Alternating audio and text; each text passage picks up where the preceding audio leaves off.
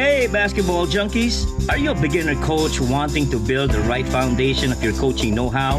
Are you a player in search of the right source of basketball IQ, skills, and more? Or are you an accomplished coach just thirsty for a fresh review of the fundamentals of the game? Well, if you are, then Bouncepass is for you.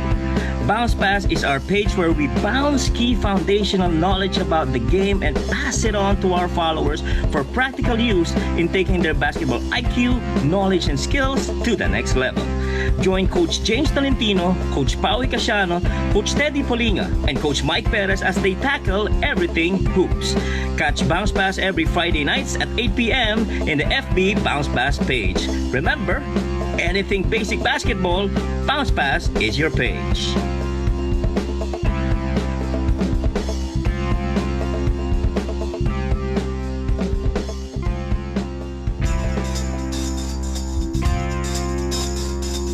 Hey basketball junkies! Are you a beginner coach wanting to build the right foundation of your coaching know-how? Are you a player in search of the right source of basketball IQ, skills, and more? Or are you an accomplished coach just thirsty for a fresh review of the fundamentals of the game? Well, if you are, then Bouncepass is for you. Bouncepass is our page where we bounce key foundational knowledge about the game and pass it on to our followers for practical use in taking their basketball IQ, knowledge, and skills to the next level. Join Coach James Tolentino, Coach Pauwi Casiano, Coach Teddy Polinga, and Coach Mike Perez as they tackle everything hoops. Catch Bouncepass every Friday nights at 8 p.m. in the FB Bouncepass page. Remember, anything basic basketball, Bouncepass is your page.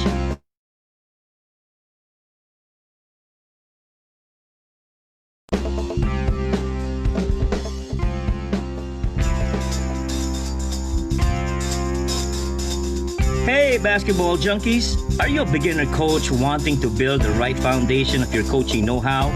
Are you a player in search of the right source of basketball IQ, skills, and more? Or are you an accomplished coach just thirsty for a fresh review of the fundamentals of the game? Well, if you are, then Bouncepass is for you. Bouncepass is our page where we bounce key foundational knowledge about the game and pass it on to our followers for practical use in taking their basketball IQ, knowledge, and skills to the next level. Join Coach James Tolentino, Coach Pauwi Casiano, Coach Teddy Polinga, and Coach Mike Perez as they tackle everything hoops. Catch Bouncepass every Friday nights at 8 p.m. in the FB Bouncepass page. Remember, anything basic basketball, Bouncepass is your page.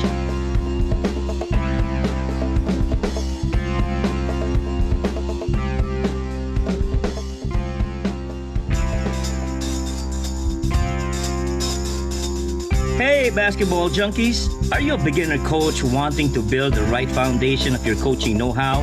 Are you a player in search of the right source of basketball IQ, skills, and more? Or are you an accomplished coach just thirsty for a fresh review of the fundamentals of the game? Well, if you are, then Bouncepass is for you. Bouncepass is our page where we bounce key foundational knowledge about the game and pass it on to our followers for practical use in taking their basketball IQ, knowledge, and skills to the next level. Join Coach James Tolentino, Coach Pauwi Casiano, Coach Teddy Polinga, and Coach Mike Perez as they tackle everything hoops. Catch Bouncepass every Friday nights at 8 p.m. in the FB Bouncepass page. Remember, anything basic basketball, Bouncepass is your page.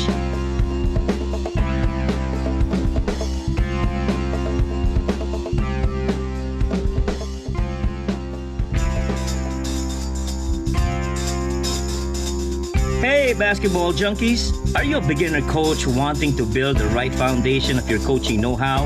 Are you a player in search of the right source of basketball IQ, skills, and more? Or are you an accomplished coach just thirsty for a fresh review of the fundamentals of the game? Well, if you are, then Bouncepass is for you. Bouncepass is our page where we bounce key foundational knowledge about the game and pass it on to our followers for practical use in taking their basketball IQ, knowledge, and skills to the next level. Join Coach James Tolentino, Coach Pauwi Casiano, Coach Teddy Polinga, and Coach Mike Perez as they tackle everything hoops.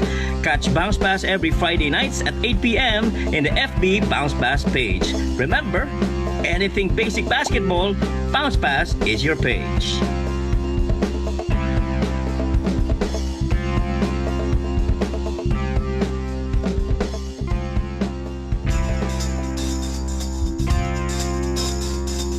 Hey basketball junkies! Are you a beginner coach wanting to build the right foundation of your coaching know-how? Are you a player in search of the right source of basketball IQ, skills, and more? Or are you an accomplished coach just thirsty for a fresh review of the fundamentals of the game? Well, if you are, then Bouncepass is for you. Bouncepass is our page where we bounce key foundational knowledge about the game and pass it on to our followers for practical use in taking their basketball IQ, knowledge, and skills to the next level. Join Coach James Tolentino, Coach Pauwi Casiano, Coach Teddy Polinga, and Coach Mike Perez as they tackle everything hoops. Catch Bouncepass every Friday nights at 8 p.m. in the FB Bouncepass page. Remember, anything basic basketball, Bouncepass is your page.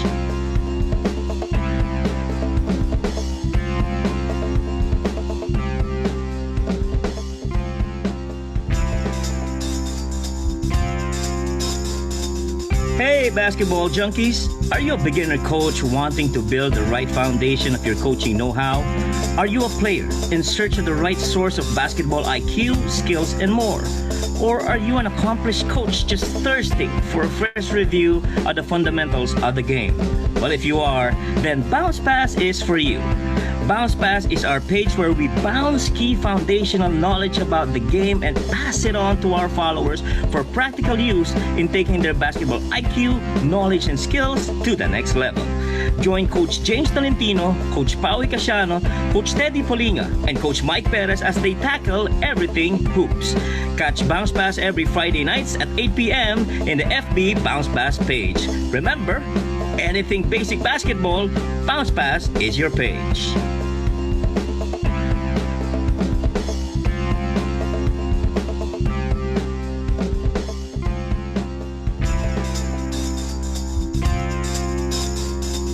Hey basketball junkies! Are you a beginner coach wanting to build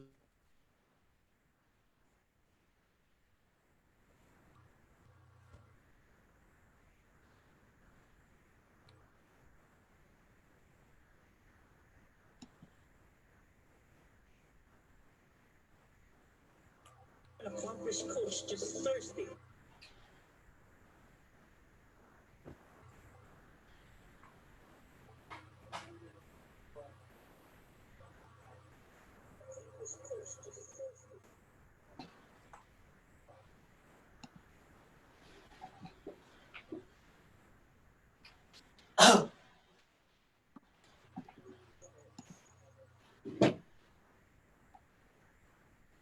Good evening, Bouncepass followers, and we'd like to welcome you again to another episode of Bouncepass. Of course, your usual Bouncepass crew, Coach James, Coach Teddy, and Coach Pau. Good evening, everyone.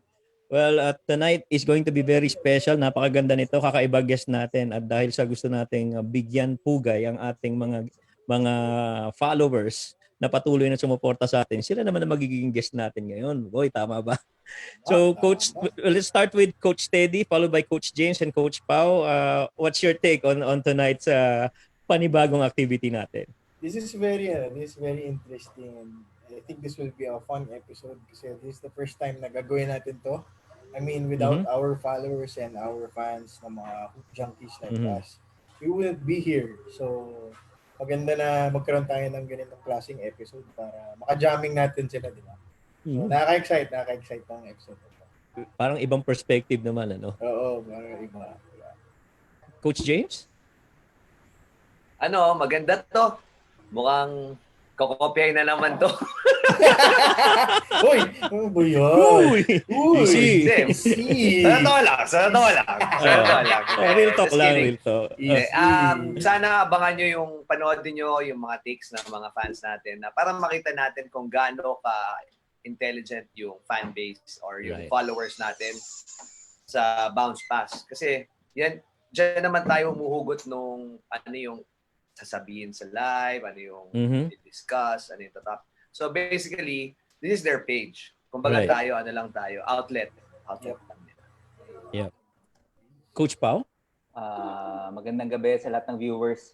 Pasensya na kung medyo parang hindi ako masaya ngayon kasi ang mantika nung kinain ko eh. Kaya, bad trip lang. Pero pag mamantika kinain mo, kailangan mo ng tablescapes para maayos yung ano mo. Pag Pangontra sa mantika ka, to, boy. Yan, diba? Pero sige, cheers tayo. Cheers tayo sa... Wala pa rin yung tablescapes niya. Wala pa rin eh. Wala pa rin. Na pandemic, boy, na pandemic. Papadala. Excited ako for tonight. Mamantika at mababoy ang mga pag-uusapan natin ngayon. Maganda to, magandang topic to. Maganda to. Actually, ang maganda dito is ibang perspective, no? We've been looking at the experts' perspective, yung mga coaches, yung mga players, hands-on nilang experience. But now, pakinggan naman natin yung normally nasa kabilang side ng ating show. We're talking about the fans. So Yes. open mic night starts now. Coaches, are we ready? Let's go. Open mic, hindi open mic Perez, ha? Baka buksan Then. natin open mic. Open mic night, okay? Open mic night of Bouncepass. All right, so let's start off with our very first guest. Oh, nawala. Ayun, okay. Let's start off with our very first guest. Our first guest has his own podcast, no? From one of our friends from Extra Sessions. Is sa mga podcast na meron tayo in the internet now. Napakaganda ng mga kanyang mga guest. Very interesting kung paano niya nakukuha yung mga guest. And tonight, to join us, Mr. Kiko Malikdem. What's up? Round of applause. Mas Kiko, kamusta? Good evening. Welcome to Bouncepass. Yes, good evening. Salamat sa pag-invite, Coach Mike, Coach James, Coach Teddy, and Coach JP. Coach Pao. Yan, nakita ko JP. Yan, kasi John Paul, no? So anyway, yan, magandang gabi sa lahat ng mga sumusubaybay sa Bouncepass. Actually, lagi akong nanonood ng ano nyo ng thank you. Yes. So, Salamat. kung hindi man live yung yung magiging replay. So, yun yung pinapanood ko kasi in a way, wala nga lang biro to kasi may natututunan din ako lalo na yung mga strategy sa coaching. Tinutukan ko yung sa triangle offense. Ayun. Thank you at nanood ka sa amin, Boss Kiko. Maraming salamat. Yes. Well, for you guys who don't know, Magmo-modulate lang ng boses ko kasi parang DJ itong ano natin eh. Oo, ang ganda Parang ng boses DJ. ni Boss Nino. Kiko. Pasok pa lang pang Ni Boss 89.9. Kiko. iba yan, Ang ganda ng boy. boses eh, Sir Kiko. Ina-expect ko pag Kikong matching yung boses eh. Pero iba to eh. Ang ganda ng boses. Hindi, pang Paps. DJ. Ang ganda. Kung hindi nyo alam, si Boss Kiko, if you're watching sa NBL, he's the one who covers the games for the NBL. Nice. Nice. Amazing. He's one of those who do the play-by-play. So, Boss Kiko, speaking of, ano ba yung topic that you wanna discuss here in Bouncepass? Well, syempre ang magandang topic na pag-usapan is yung nagkaroon tayo ng yung NBL itself, no? Na naging nasa news ngayon because naging starting, if I'm not mistaken, 2021 magiging isa ng ganap na pro league ang NBL, and of course the first ever women's professional basketball league sa bansa, ang WNBL, which is a big development lalo na sa mga kababaihan na syempre this is a big news yung sa WNBL because kung mapapansin nyo yung mga magagaling na basketballista natin sa UAAP, NCAA, and other leagues sa women's division, after na matapos yung collegiate career nila, hindi na natin alam kung saan wala na. Yeah. It's either sa national team or sa mga recreational tournaments. And with this big development sa WNBL, it is a very parang a good thing dahil mabibigyan ngayon ng exposure ang mga kababaihan. Of course, for them to develop kasi syempre yung ating mga women's basketball players, 'di ba? Parang after ng ng collegiate career nila, hindi na nila alam kung nag-i-improve pa sila. At least ito, with the competition, continuous competition, pwede nilang masabi na, uy, gumagaling ako or kaya bumababa ang kalidad ng laro ko. Parang ganun eh. And of course, mabibigyan ng pagkakataon yung mga sabihin natin mga lady ballers natin to actually earn, 'di ba? Do something, earn something na gusto talaga nilang ginagawa. Yes. Yeah. And of course, syempre, may mga opportunities para sa mga coaches also. That's right. Yes, yun yung maganda. Yeah. You know what, NBL has always been very creative, no, in doing their offers for the players, not just for the fans, no. They were the first one to do the homegrown thing, 'di ba? Tapos nagsunuran na yung mga iba. And now they are again parang setting that trend of yung women's basketball. I'd like to know from the coaches, and what's your take? I'm very excited about this, no. And I mean, I want to hear your take also on this. Ako gusto ko siya kasi magkakaroon ng opportunity yung mga kababaihan natin to dream na magkaroon na may pupuntahan yung pagbabasketball nila. So meaning, iba yung pagpupursige mo pag alam mo meron kang pupuntahan na pro league. At the same time, I think that would really push our basketball program, lalo pagdating sa Southeast Asia, makapag-compete na tayo ng mas maganda. Dahil meron nang tinitignan yung mga bata na babae na kasi yung iba dyan, di ba, pagka high school, college, medyo syempre habang palapit sa graduation, yung pagmamahal mo sa sport medyo bumababa Dahil wala ka nang pupuntahan Nowhere to go nowhere to go, nowhere to go. So I think this one will light the fire na dun sa mga kababaihan natin. Yan ang dun ako excited. On the other hand, dun sa mga lalaki, ito lang yung concern ko. Since yung NBL magiging pro na, ito ang magiging problem na nakikita ko dyan. Maganda siya dahil another pro league would compete against PBA and BPL. But on the other end, since pro league siya, we will no longer see yung mga nagsiswing teams na collegiate players. Kasi magiging hindi na sila allowed to play for their UAAP or NCAA teams because it's already considered as a pro team. So I think mawala na ng chance makapaglaro si pangalan to, yung si Serrano, yung si mga Kapampangan boys na bumalik pa ng Lasal. So I think baka mas piliin nila yung school. Pero wouldn't Coach James, on that note, no, wouldn't that mean na yung nagde-develop kasi ng homegrown si NBL, no? I think agree ako doon, that's going to be a challenge, no, recruiting big names into the tournament kasi kung mako-consider na pro league yun, hindi na sila pwedeng bumalik in the collegiate, di ba? But isn't this an opportunity para naman doon sa mga homegrown to turn pro? Maganda yon. Ako sa akin maganda yon. Pero kasi gusto ko sana makita yung advertisement na si Enzo Serrano pala Kapampangan. Si pala ganito yan. Alam mo yon, kasi iba yung magagawa nun sa mga bata Kung nakikita na sa, let's say, aminin na natin, UAAP yung pinaka-advertised na collegiate game. Makikita ko, kunwari high school ako, makikita ko si, yun nga, kunwari si Enzo, Kapampangan ako. Wow, no Karankeka, mga ganon. Diba? Matutuwa siya, maglalaro-laro siya ng basketball. Tapos malalaman nila, Kapampangan. Ilocano, tiga La Union pala yan, si Ervin Silveri, di ba? Tiga Munti pala yan, si Andre Montserrat. Yeah. So, yung pagka naglalaro ka ng collegiate, biglang, hindi ka basta pwede. So, yun lang ang concern ko doon. Pero ako, I'm all for it kasi gusto ko mga makita yung magagaling sa province. I'm sure madami pa talaga magagaling sa buong Pilipinas na untapped at hindi pa nakikita. Siguro yung perspective lang on the technicality on how that's going to be worked around, no? Kasi I'm sure sila Ma'am Rose in the NBL. Sana maayos lang nila yun. No? Yeah, would also want to lure this big name collegiate para the fan base would grow and marketable lalo yung masalo na they're starting this. Kiko, and yes, well, sa tingin ko naman magkakaroon yan for the like what you said. Yung mga clarifications regarding yung mga status. I think yan maaayusin naman ni na Ma'am Rose yan. And of course, baka malay nyo, di ba? We can, your team Bouncepass can talk to Ma'am Rose one of these weeks.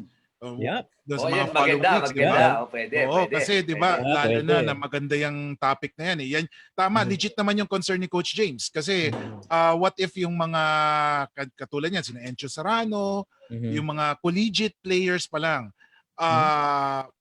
paano ang magiging status nila once they played in NBL? Siyempre, it's a pro league and of course, I just don't know yung kasi alam ko in constant coordination ng NBL with the GAB regarding sa mga status ng mga players. Hopefully they will be able to clear that out one of these days. Pero yun nga maganda nga kasi yung concept din yan. It's the first ever homegrown na professional league. Right. Correct. Makikita nyo, di ba? Ayaw natin ikumpara sa NBA. Yes, may mga cities yan, may mga sariling ano yan. Pero yung mga naglalaro ba sa NBA, taga doong lugar din. Agree. Diba? So, ito parang kakaibang concept na medyo you will see the players really play with all their hearts because they are representing their certain hometowns. So medyo dikdikan yan. Pride yan. Pride. Hindi natin maiiwasan na medyo magkakaroon ng asaran dyan, yabangan. Kasi pride yan. Siyempre pride yan eh. Hometown yan eh. Hometown. Pero alam mo alam nyo coaches and Boss Kiko, ang namin ang knowing Miss Rose Montreal and her attention to details, no? I'm sure they're working something out. Hindi lang natin alam yan ngayon, but I'm sure there's something in the works to address that. Kasi that's a little technicality that, kung policy lang naman yan, maybe it's something that we can tweak anyway. It's the basketball players that would, what do you think, Kiko? Yes, kung di ako nagkakamali, 2021 naman kasi start niyan eh. So, yun ang going season, syempre hindi pa talagang amateur pa lang yan. Pero once the 2021 season starts, yan na, magiging legit na professional. So, I think we still have 4 months to go. Maybe they could clear things out and hopefully magkaroon ng linaw din. Kasi maganda din yung sinasabi ni Coach James kanina, paano kaya to? Syempre, especially isang player 18 to 29 years old, sabi natin 18 to 23 years old kasi nasa collegiate leagues yan. Ano magiging status niya once na naglaro siya sa NBL na naging pro na. So yun yung maganda. Pero kasi ito rin, katulad natin, ihalimbawa natin sa La Union. Aside from Silveri, yung siguro kukonti lang yung makikita mo talaga naglaro sa collegiate leagues. And yet, magugulat ka, ang ganda ng nilalaro ng La Union Power. Dahil marami silang tinatagong, hindi naman tinatago, pero may mga hidden talent. May mga lumalabas. Maganda talaga ang program ni Boss Pau doon. Oo. Ni Boss Pau. Nagulat din ako eh. Kasi sabi ko, pag nag-cover ako ng isang game ng La Union, sabi ko, ang natangkad. Sabi ko, ang lalaki, ang haba ng galamay, ang bibilis. Sabi ko, may katapat ng we all know Pampanga is a basketball hotbed talents. Parang yan eh, Boss Kiko, parang Muntinlupa Emeralds, basketball hotbed. Ang Muntinlupa, ako personally, what I think sa Muntinlupa, malakas ang nila, 1-2-3. Yung 1-2-3. Yung 4-5 medyo, tingin ko medyo, pero what they're lacking in height, iba naman yung puso na nilalaro nila. Oo, iba naman. Yun yung nakikita ko. Kasi pansin ko nga, maliit yung Muntinlupa, pero tatakbuhan ka talaga nito. Tapos kahit yung mga center nila, lalaban sa bola. Like kung di ako nagkamali, si Abis. Yan. Tapos si Deo Campo. Kung di ako nagkamali. Deo Campo. Yan. Si Saddam, siya, pero... what's the surname of Saddam? Hossein. Hindi yun yung player. Muntinlupa, he's known as Saddam eh. Talaga ito eh, Bulaga. Ko talaga. Ano tingin mo dyan, Coach Pau, sa WNBL? Tingin ko, QC magcha-champion dyan. Ayun, love your own eh. Natalo na QC. Ay, ang Quezon City Defenders, actually, lahat ng games nila, pag laro ang QC Defenders, expect close games. Laging close games. lagi nauubos ang boses ko diyan pag nagkataon na nagko-cover ako ng QC defenders. Napapasigaw ako sa dulo kasi ang ganda ng mga laro. Lalo na yung kay especially led by yung dating OLFU player sa Fatima University, si Cabrera, dead shot sa three-point line. Si Enzo Batad, my God, ang galing, acrobatic. And then nadun din yung I think at 3-4 position si Lau, effective siya. Tapos nadun pa rin yung si Diego Gutierrez, super sub nila, parang tipong if he cannot score, he will make it up sa defense. Now if he will score, yun, bonus na. So madaming magugulat ka na talaga yung mga games sa NBL, medyo talagang siguradong dikit ang mga laban. But, Coach Pa, what do you think about yung yung WNBL? Yung mga WNBL, anong pananaw mo doon? Sa akin, Coach, very exciting yan, magandang development kasi dagdag trabaho for everyone, diba? Production, coaches, players, facility, pati yung tindahan sa labas ng venue. Diba? Right. Good for the economy yan eh. Correct. Ang maganda sana kung may chance ma-interview natin si Sir Edward at si Ma'am Rose. Kumbaga, Ma'am Rose, that's right. Ano ba yung difference ano yung magiging difference ng professional doon sa amateur dati sa NBL? Ano lang ba to? Term lang ba siya na para or fully converted na to professional, di ba? Meron pa bang NBL na non-pro or merong pro, parang gano'n, no? Yan, Coach. Tapos ang isa pa is parang kasi 29 under ang NBL, tama ba, Sir Kiko? Yes, 18 to 29. 29 yan yung kailangan i-clear natin. Yes. Ang concern ko dyan kasi parang kung 23, 24 under nasa collegiate, tapos 24 to 29 ang allowed, definitely pag 24 to 29 ka, peak ng career mo yan eh. So malamang nasa PBA ka or baka MP. So parang ano ba yung swelduhan dito, pang professional din ba? Yes. So maganda sana kung magigas natin sila Ma'am Rose para Ma'am Rose tsaka si lang talaga. Si Sir John Edward Aquino, makwento rin nila yung NBL, yung pro na NBL. Doon sa WNBL naman, I think maganda yan, maganda. Dagdag trabaho yan for everyone except siguro kay Coach Teddy, delikado yan. Danger zone. Actually, since nabanggit mo na yan, Coach Pa, isi-segue ko sana kay Coach Teddy. May ano ko dyan. Yan yung pang segue ko eh. Sige, Coach Pa, meron ka ba ba sasabihin? Yun lang. Ako concern ko lang, pag nag-coach si Coach Teddy dyan, delikado yan. Oo nga, yun lang. No? So, pakisabi kay Ma'am Rose. Ultimate Warrior kasi ako mag-coach eh. Baka hindi makayanan ng mga lady players. Coach Ted, what's your take? Ako sa WNBL nila ako mag-offer ng 2 cents. It's a very welcome development for women's basketball. Kasi ako I've had the opportunity of tumutulong ako kay Coach Cholo sa Lady Archers for a couple of times. And I remember kami nila Coach James nakipag-tune up pa kami sa kanila. And I remember ang sinasabi ng mga players, Coach, hindi sila ganun kabibilis pero yung off-ball movement nila, yung mga pick and roll, yung mga reads nila, at tatalino maglaro, Coach.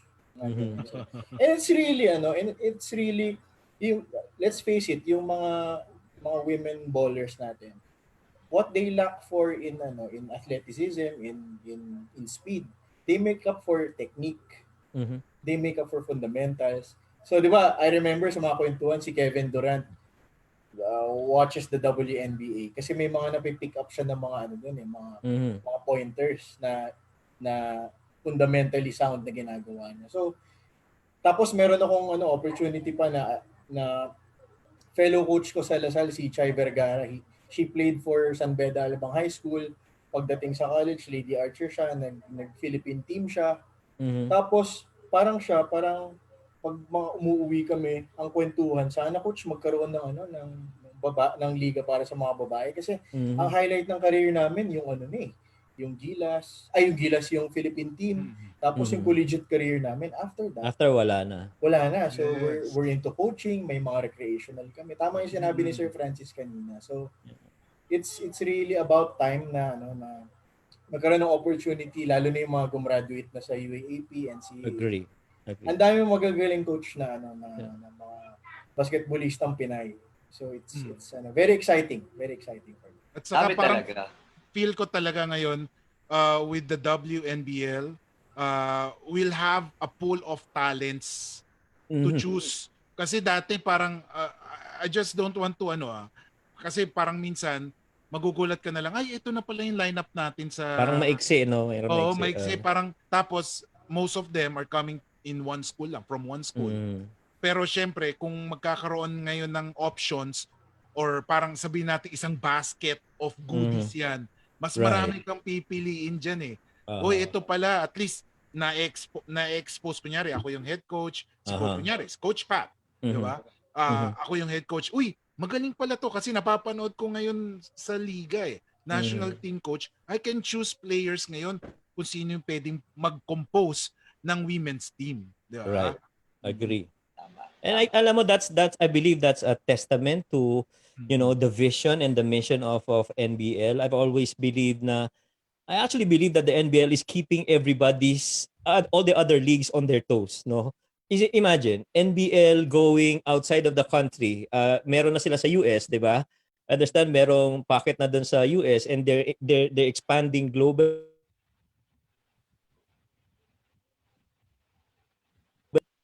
Masyadong maraming opportunities for the NBL people to work on these things. And I think with the leadership of Miss Rose Montreal and Sir Edward Aquino, I mean, this is going to go places, no? This is going to go places. And ang dami na rin kasi nagiging followings ng NBL. So kudos to NBL and to your team, Boss Kiko, Oo, for doing a magaling. really good job of covering those games. And grabe, sa Muntinlupa, ibang klase yung ginawa nyo.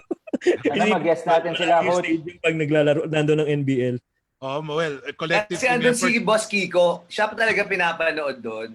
Oh. 90% 90% yung Boss Kiko and 10% for the game. Marami rin tayong mga tropa doon. Doon si Stancy, andun si di ba? Marami sila doon eh. Ruben, Si Ruben, that's right. Yes. And actually collective team effort yan. And of course through the guidance of Chairman Soy, si Ma'am Rose and Commissioner Edward, syempre with their guidance napapaganda talaga yung coverage eh. Slowly but surely, if you notice, gumaganda yung mga coverage, yung mga stats, yung mga everything kasi nanggagaling sa kanila. Sa kanilang ideas, then of course we through their guidance yun na-inspire kami, and we're motivated to give our best. Yep, that's right. And I mean, we can talk a lot about the NBL and WNBL, but hopefully we'll be able to get Miss Rose Montreal and whoever else that she wants to bring over para to help us understand further yung mga details nitong being pro for Philippine basketball and the WNBL per se. But thank you very much, Boss Kiko. But do stick around, no? We'll be calling in our next guest so you can, chime in some of your inputs as well. Ito naman pangalawang guest natin, coaches, is nagpuyat ito, boy. All the way from Texas, Oo nga eh. USA.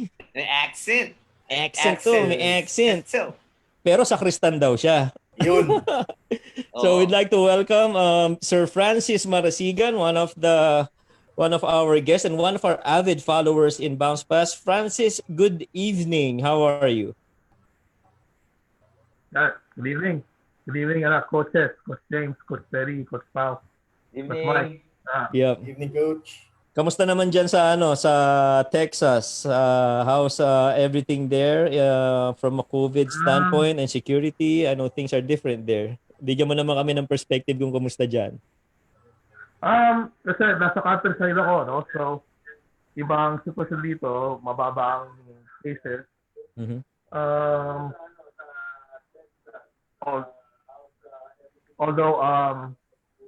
Although right now, ang governor mandate, well, it's not really mandated, but they're now requiring a lot of the establishments na magsuot ng face mask. Although may mga iba ayaw talaga magsuot kasi naman may mga tao talaga na ang paniniwala yung itong pandemic is haka-haka. So Oh. Uh-huh. But in my case, yeah, I have to, I have to follow it kasi I mean, nasa healthcare industry ako, so Uh-huh. What do you do and there ba in Texas? What do you do there in the Texas? What's your work? I'm a CNA. I'm a CNA. I work in a nursing home. Been there since 2013. Mm-hmm. So yeah, Yeah. nag-aalaga ng mga matatanda. Yeah. CLA pero has a lot of time for basketball. And now let's talk about basketball. You were one of those that won this opportunity. So ano ba yung topic na you wanna discuss, Francis? The NBA is back. After Yeah. 2 days. Well, it was back a couple of weeks ago, then it left, then it's back again to this morning, at least early morning later. Pero coaches, bago ko pag-usapan yung NBA. Kasi kanina gusto ko rin sumali dun sa usapan dun sa NBL sa Yeah. WNBL, no? Uh-huh. May tanong lang ako kay Boss Kiko, no? So, how is yung sa men's muna, yung how lenient is the league going to be since magiging professional sila when it comes to eligibility? Kasi ang isang nakikita kong concern is we might see a wave. We might lang naman. Hindi ko sinasabing may posibilidad mangyari na we might see a wave of high school players na mag-i-skip ng college and then go professional. Oh. Yeah. Yeah. Diba? Yun Kasi yung kung ang minimum age to enter is 18, that can be a cause of concern, especially if you're a collegiate coach that wants to recruit a certain player, pero he would rather turn pro, di ba? Mm-hmm. Yes. Well, actually, yan yung yung sinasabi natin na I think that would be discussed pa. It would be yung nga for sa mga coaches natin sa Bouncepass, yun yung tina-target nila makausap si na Miss Rose and then si Sir Edward for more clarification on that matter, since hopefully there would be more clarification as we go on kasi starting 2021 pa naman yung pag-pro eh. So from September to December we may get additional news or clarifications regarding that matter, yung mga eligibility ng mga Players. natin 18 to 23 years old na players kasi yan yung mga collegiate players eh. At saka for all you know, there might be some changes in terms of the age brackets, no? That there are going to be I like to believe na sila Miss Rose who already has that in mind. Sana gawing 30 They have that in the hanggang 30 table. para pumasok naman ako. Yun ang sinasabi. Brad, WNBL ang pinag-uusapan natin, ha? Joanna man, bakit? Joanna man. Pwede. Pero I think to Francis's point, Ganda ng point. tama naman yung the jump to high school, no? From high school all the way to the pro. Although I trust that the NBL team of Miss Rose would have that in mind, no? Education is always going to be premium, basta na dito sa atin. I don't recall, meron bang pro sa atin sa men's na from high school went all the way to Bawal. I think that's how it's going to be set up also. Bawal sa PBL eh. It PBA. happened before. Pero ang it happened before kasi si Terry Saldana noon. Yeah. That was way back. Yes. Way back. From Right. high school to PBA. So, Right. That was way that was way back. But in today's day and age, I think there will be parang policies or guidelines in place for these leagues to be adhering to. And I know that NBL with the leadership there is going to be very keen on that. Yes. Talent gap din siguro, coach, isang concern. Naisip ko lang na kung merong option na ganyan, kung hindi ka malaline up sa mga UAAP, NCAA teams, imbis na mag-na-ASCO ka or NCRAA, mag-NBL ka na lang. Well, that's an opportunity. Opportunity yan, di ba? Magkakaroon ng talent gap. Kasi dati, kahit papaano, may mga batch na palagang NCRAA teams, na ASCO teams sa mga UAAP, NCAA teams. Pero kapag, syempre, di ba, yung the budget ng mga non-UAAP teams, syempre, mas maliit. So parang, ay, di na lang ako nana-ASCO, di na lang ako mag-NCRAA, mag-NBL na lang ako. But I think NBL kasi that's what the NBL is about. It's opening new opportunities for Yeah, those who correct. opportunities Maganda yan. up close, Yan 'di yung ba? exciting. Yan yung Right. exciting. Like for example, si Andre Monserrat for that matter, 'di ba? Naglaro sa collegiate and eventually darating yung time na wala na siyang paglalaruan. Where is he now? He's with the Muntinlupa Emeralds, and I know there are other players as well in the NBL with the same situation. So, Pero tama, ang crucial nga dyan yung jump from high school. yeah. Jump from high school to collegiate. Mhm. Pero ano Ah, to, kasi may senior itong liga ba to, parang regional game na to, parang NBA ba to, or is it Yeah, correct. similar to the NBA? Parang ganun. Yeah. Yes. Kasi ganun yung go ahead, Kiko. Yes, parang ano na, yung regional siya, kanya-kanyang hometown, pero unlike sa NBA, dapat lahat ng players dun sa certain teams galing dun sa hometown na yun. Aha. Ah. Right.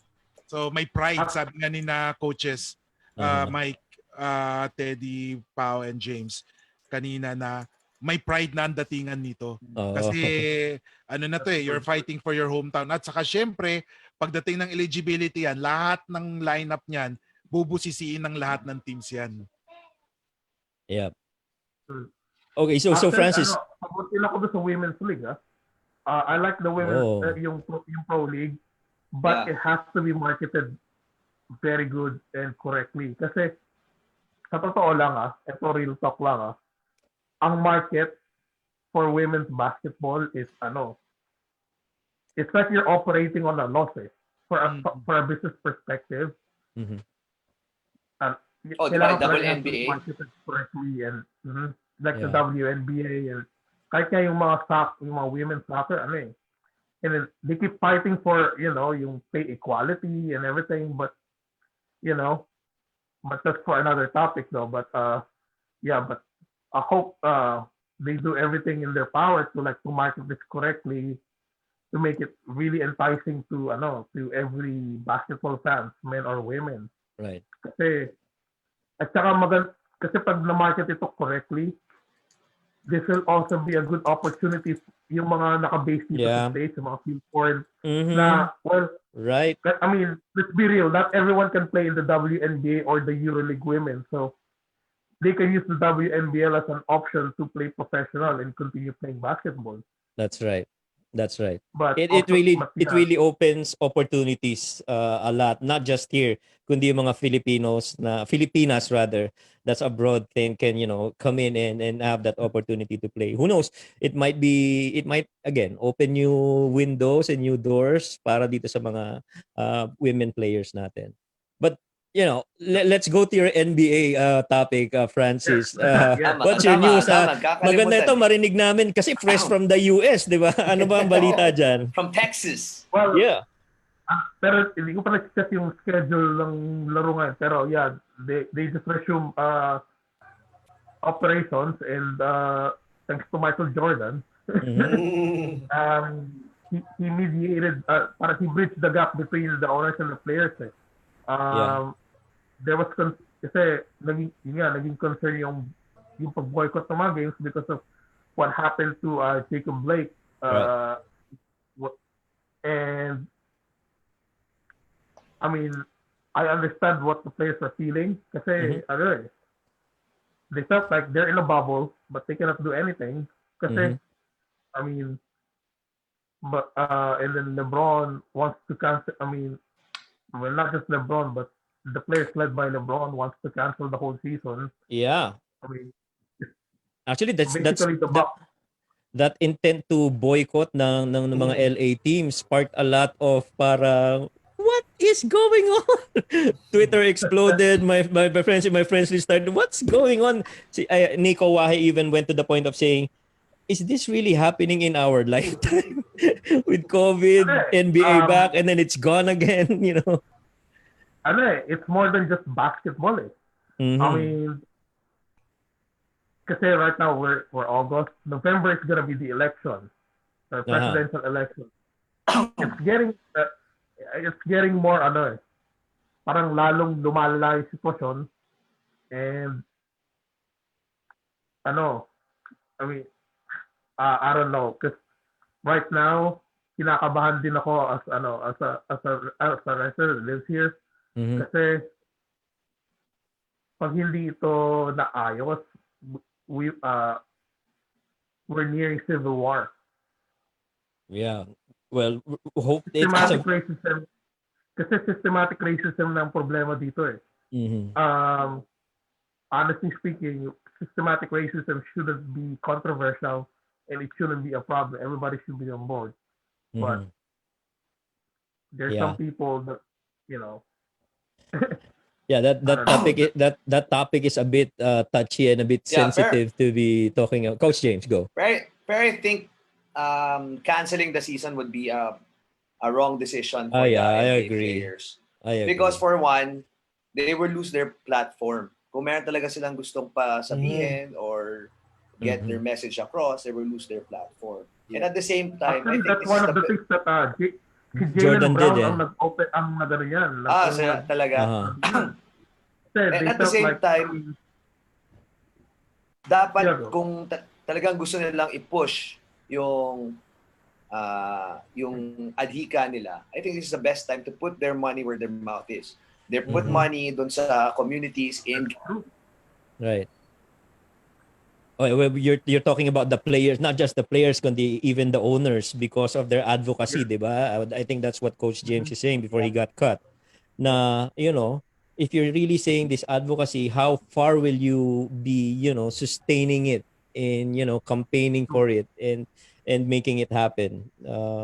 Yeah, I think that's a thing. And I kind of like how Michael Jordan, in all his richness and in all his fame, got out of his seat and told everyone, "Hey guys, you guys should play." Diba? I like that. Maganda yung ginawa na yan ni Michael Jordan. Any one of you guys can have your take. Well, actually, what Michael Jordan did is, he gave the platform to the players to voice their concerns, what changes needs to be done, what do you want from us owners to do. Parang parang nagkaroon siya ng open forum, and kasi Michael Jordan believed that listening right now at this situation is better than talking. So you have to hear the players. He has to convince his fellow owners to listen and compromise on something of what needs to be done so they can move forward. Yeah. And the thing is, Michael Jordan did not talk to both the players and the owners as an owner or a player. He was addressing everyone as a black man. Yeah, as an individual, right? I think that was the crucial point. So he was talking as a black man, black person. Yeah. And but as I was saying, dapat talaga Sorry, I cut you. May sinasabi ka, Francis? Sorry. No. Yeah, you can. Yeah. Ang sinasabi ko sana, it's dapat isama nila yung communities nila. Kasi kapag yung platform nila, they keep using it, it will look like millionaires crying about things na meron naman silang opportunities. Pag hindi nila sinanama yung communities sa baba, yung talagang nagsasuffer, yung mga may hirap, yung depressed, or talagang abused by the police dahil sa systemic racism na sinasabi, or yung pag-ayos ng sistema ng sa mga police academy or pagpili ng police. Pag hindi rin ang ina-address, it will look like that it's all political. Diba? Parang meron lang silang gustong mangyari. Kasi andyan kayo, okay, milyonaryo kayo, pero wala kayo sa communities. Parang unfair naman yun na pinag-uusapan nyo kami, pero ayaw nyo pumunta dito. Hindi naman kayo nagbubuhos din ng pera dito. So I think this is the perfect time for them to put their money where their mouth is. But now that platform. That's also the reason why they want to boycott the game. So because they felt like they can be with their communities and everything, but I think it's not gonna be good for them. Yeah.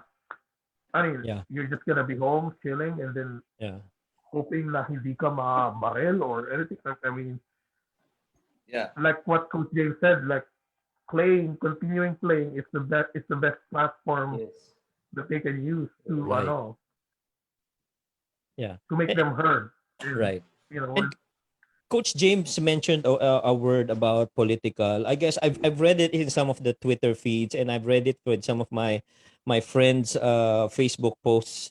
My question to everyone here in the panel now is that, do you think that the NBA has gone political with all these campaigns going on? Or is it Only really people just an think that it's advocacy? political think it's political. Yeah. And how Honestly about speaking, Coach being Teddy, real. Coach Pao, anong tingin nyo? Naging parang politics na ba Ako, lumabas ang NBA? I think it's somewhere in the middle of it.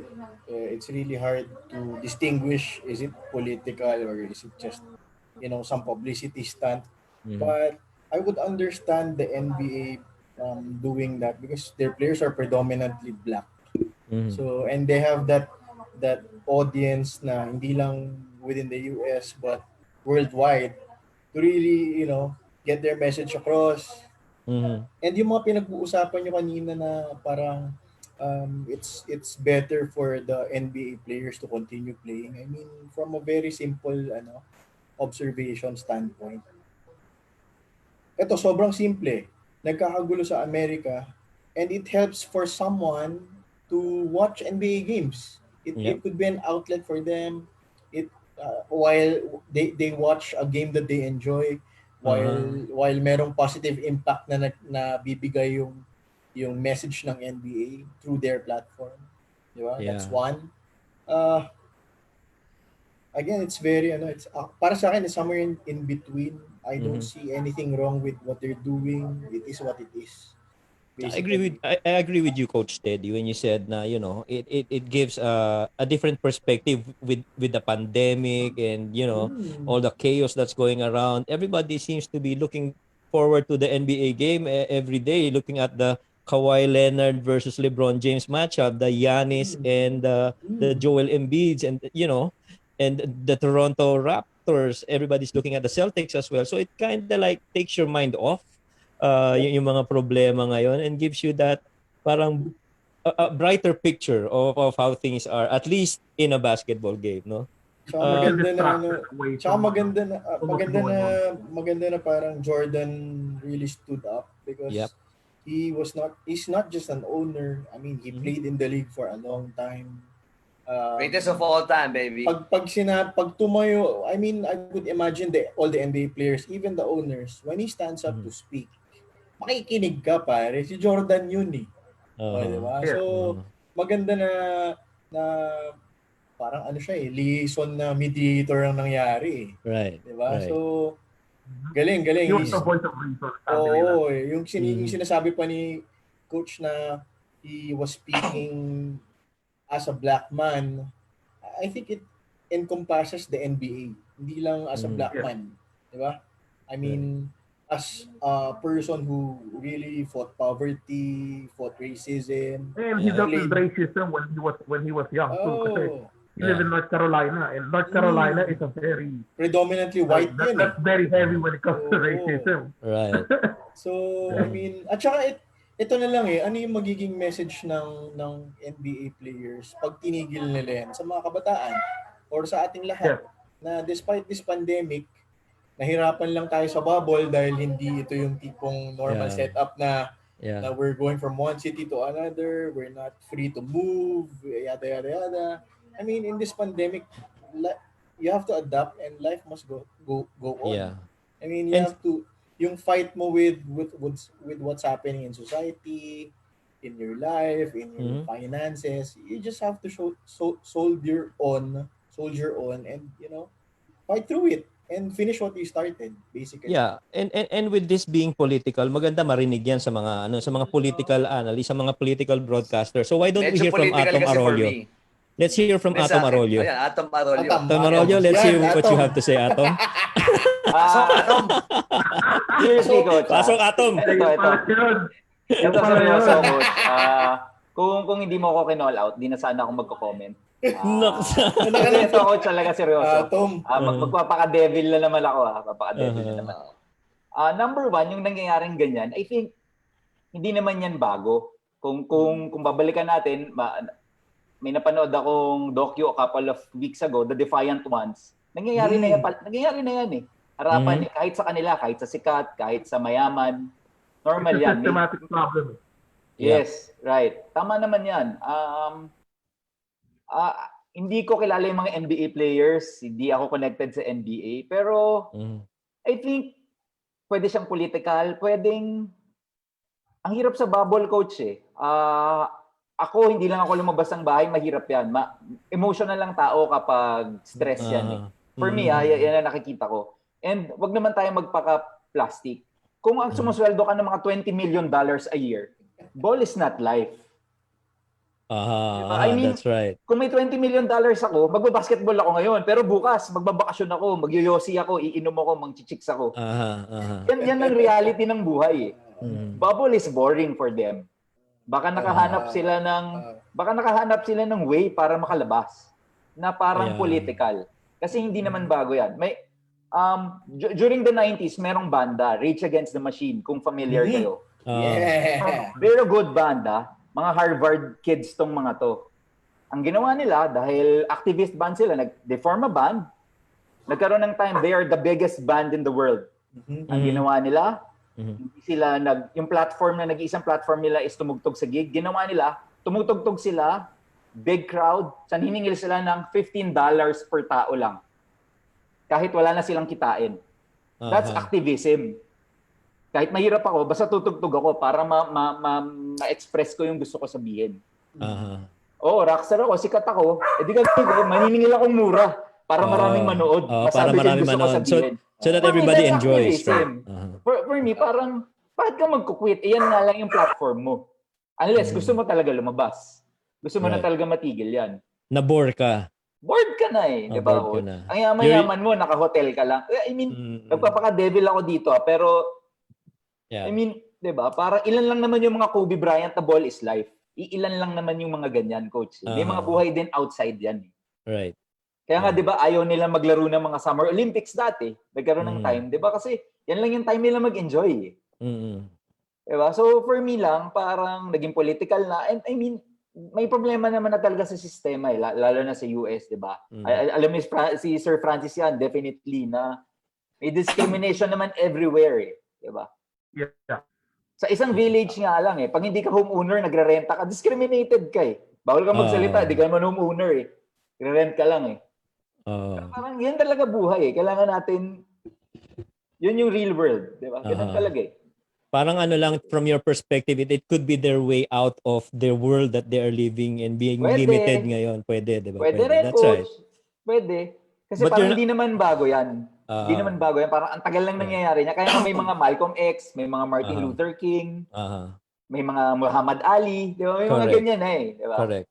And para matigil yung games, I mean, yan lang yung platform mo, aalis ka pa. Yung iba nga, gagaya ng NWA, di ba? Binaban nga sila para hindi sila makatugtog. Di ba? Para nung 1980s, kasi meron silang song na Fuck the Police ba? Sorry. Pero di ba may song sila na gano'n? Pero ginagawa nila ng paraan para makatugtog sila. Kasi yun lang ang platform nila. Kasi sa radio nakaban din sila. Tapos itong mga millionaires na to, di kami lalaro.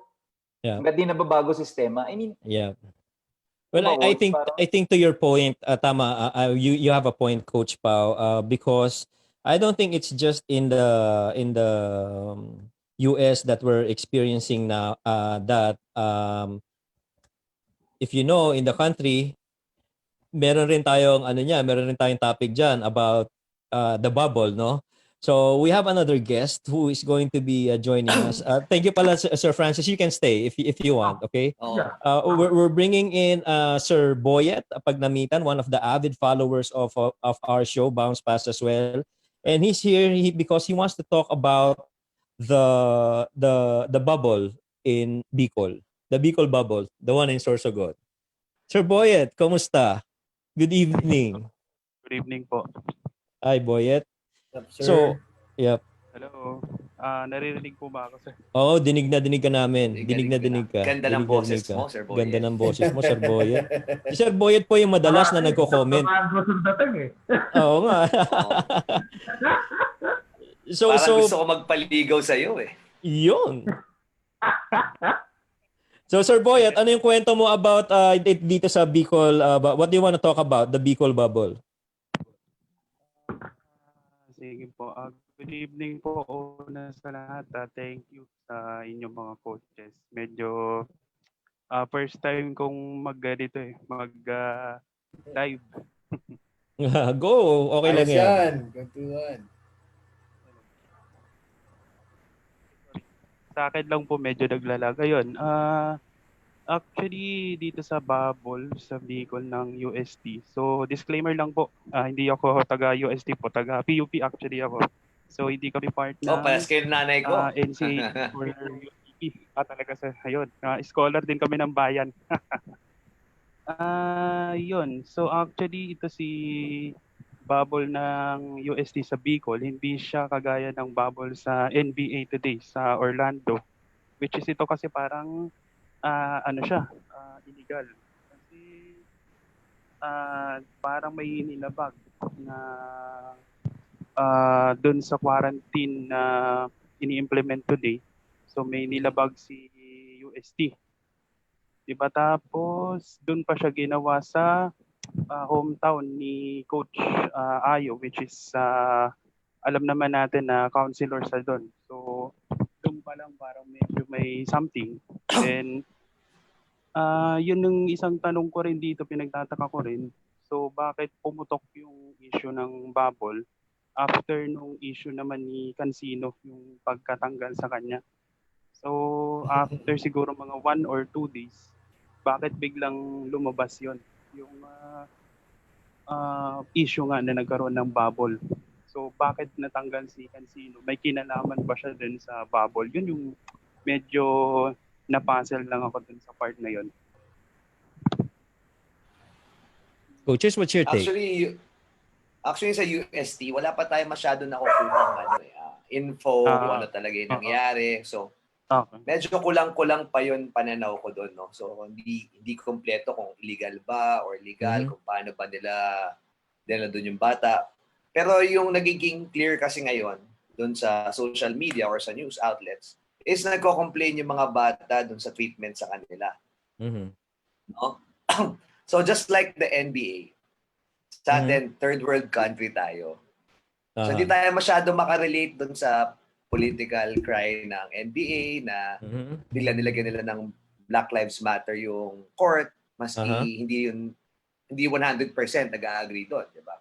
So dito sa atin, hindi tayo makapag-relate doon sa mga reklamo ng mga batang pinagpo-post ng CJ Cancino na yung pagkain kulang, ay hindi sila binibigyan ng sobrang pagkain, mamantika.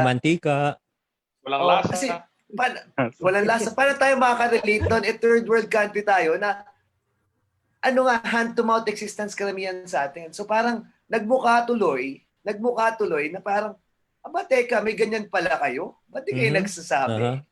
Na parang spoiled pala kayo dyan. Hindi, sa totoo lang, di ba? Sa ating mga, nasa basketball tayo, alam natin yan. Pero a normal person wouldn't know na ganyan palang trato sa mga players na prinsipe. Di ba? Pagka hindi ka binigyan nung na yung luto hindi mo gusto, dapat magreklamo ka. Yeah. Pero that's totally different, Coach James, sa sinasabi nung the post of the older players like sila Vic Manuel. I think they posted something about, ito lang kinakain namin ng mga panahon na yon. Kasi at the same time, di nga makaka-relate. Kasi yung panahon dati tsaka panahon ngayon, ang laki na kasi ng pera sa college basketball eh. Yeah, that's aminin na natin, di ba? Masyadong malaki. Imagine, sige, si CJ Cancino, pag-usapan. No. Aalis ka ba ng ganong kabilis? Makakalipat ka ng ganong kabilis kung wala kang offer? Without a considerable offer. Yeah. That's one perspective. Real talk. Yeah, and I think I've heard that also. I've seen that from other Twitter feeds as well. Pero mahal niya UST.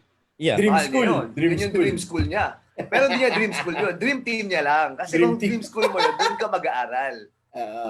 Magaling si CJ, di ba? Magaling siya. Pero hindi ko lang gusto yung parang pinaypaya niya muna na, mahal ko yung UST, ganyan. Tapos biglang ito na. Sabog ng mga bomba. Tapos ilalabas ko yung sa bubble.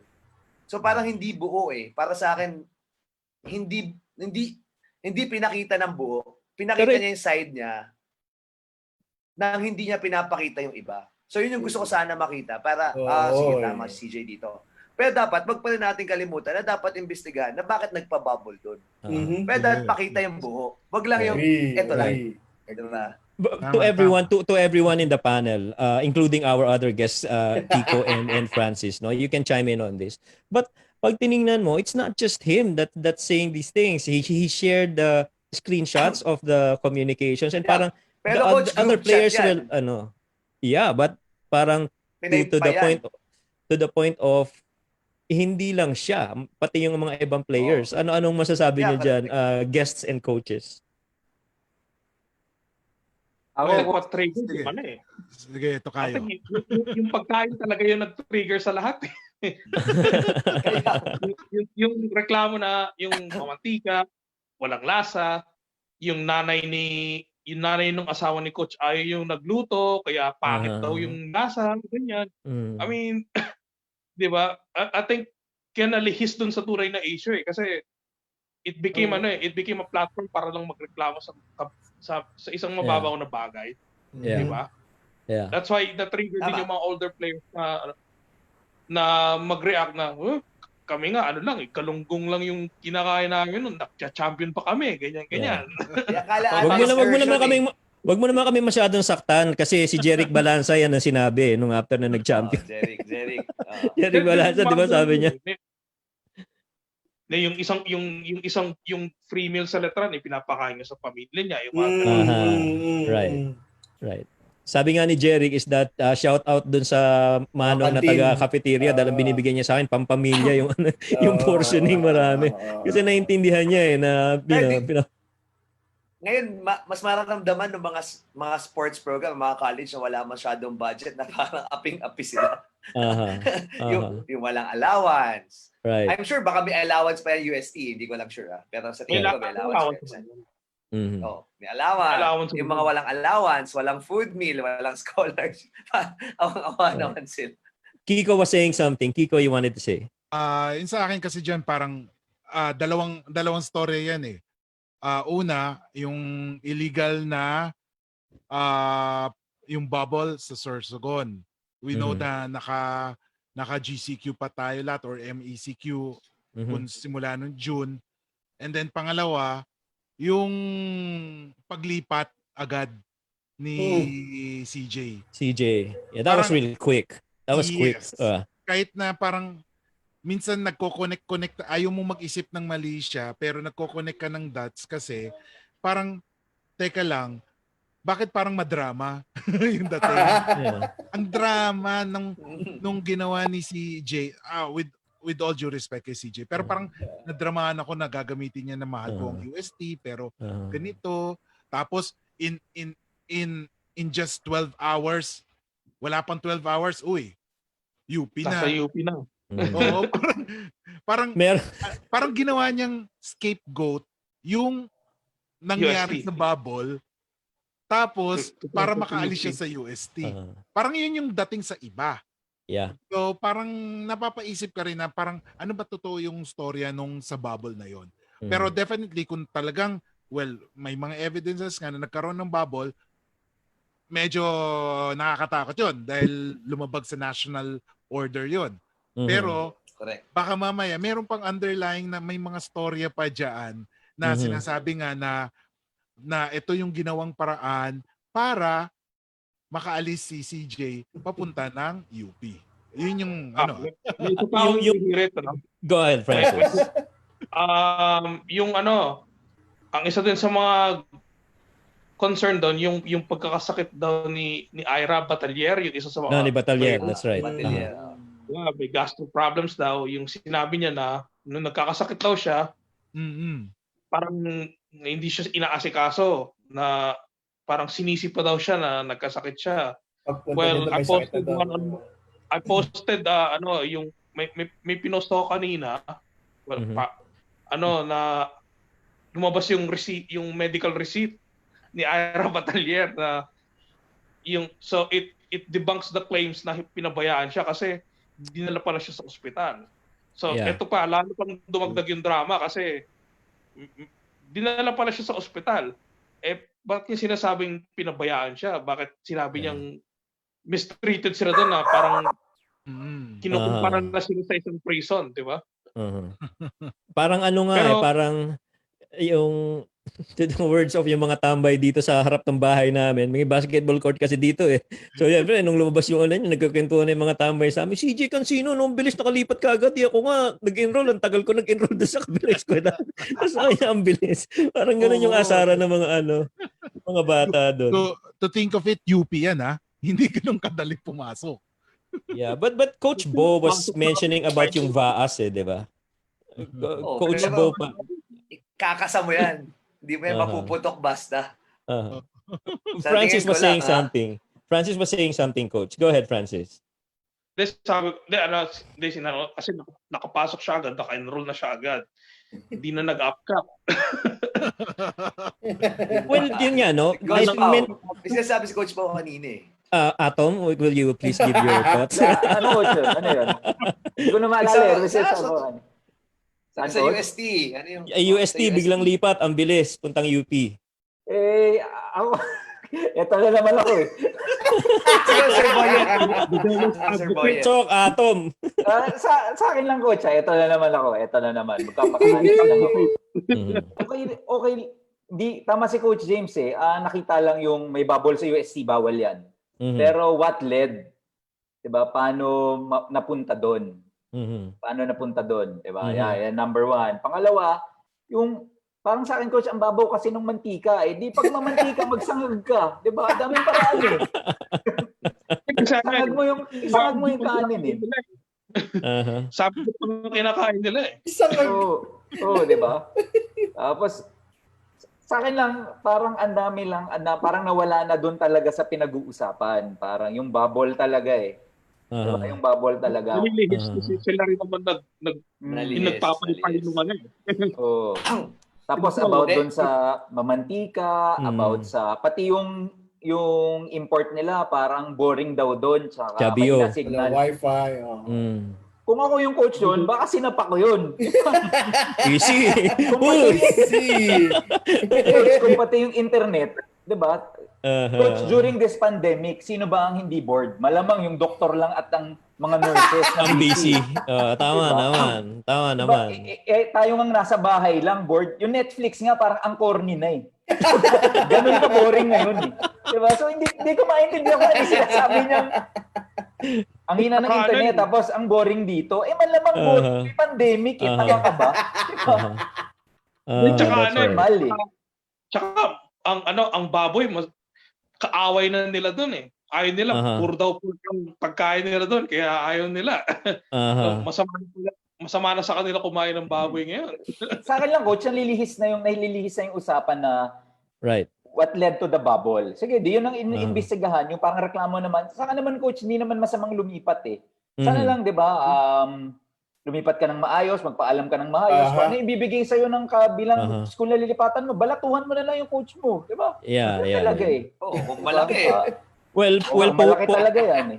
Well, poetically speaking, coaches and our panel, no, somebody burst that bubble. Somebody burst that bubble. And kaya naglabasan lahat ng ito. Yung perspective kasi parang galing kay CJ lahat eh. Di ba siya gumawa ng group, siya nagpaypay nung mahal ko UST, dream school ko to. Pero hindi ako mag-aaral dito, dream school ko to. Coach James, to your point. Kakaiba yung meaning eh. Coach James, to your point, are you saying na somehow you feel this is orchestrated? Yeah. Very obvious na orchestrated eh. Kasi parang yung media, kinuha kagad.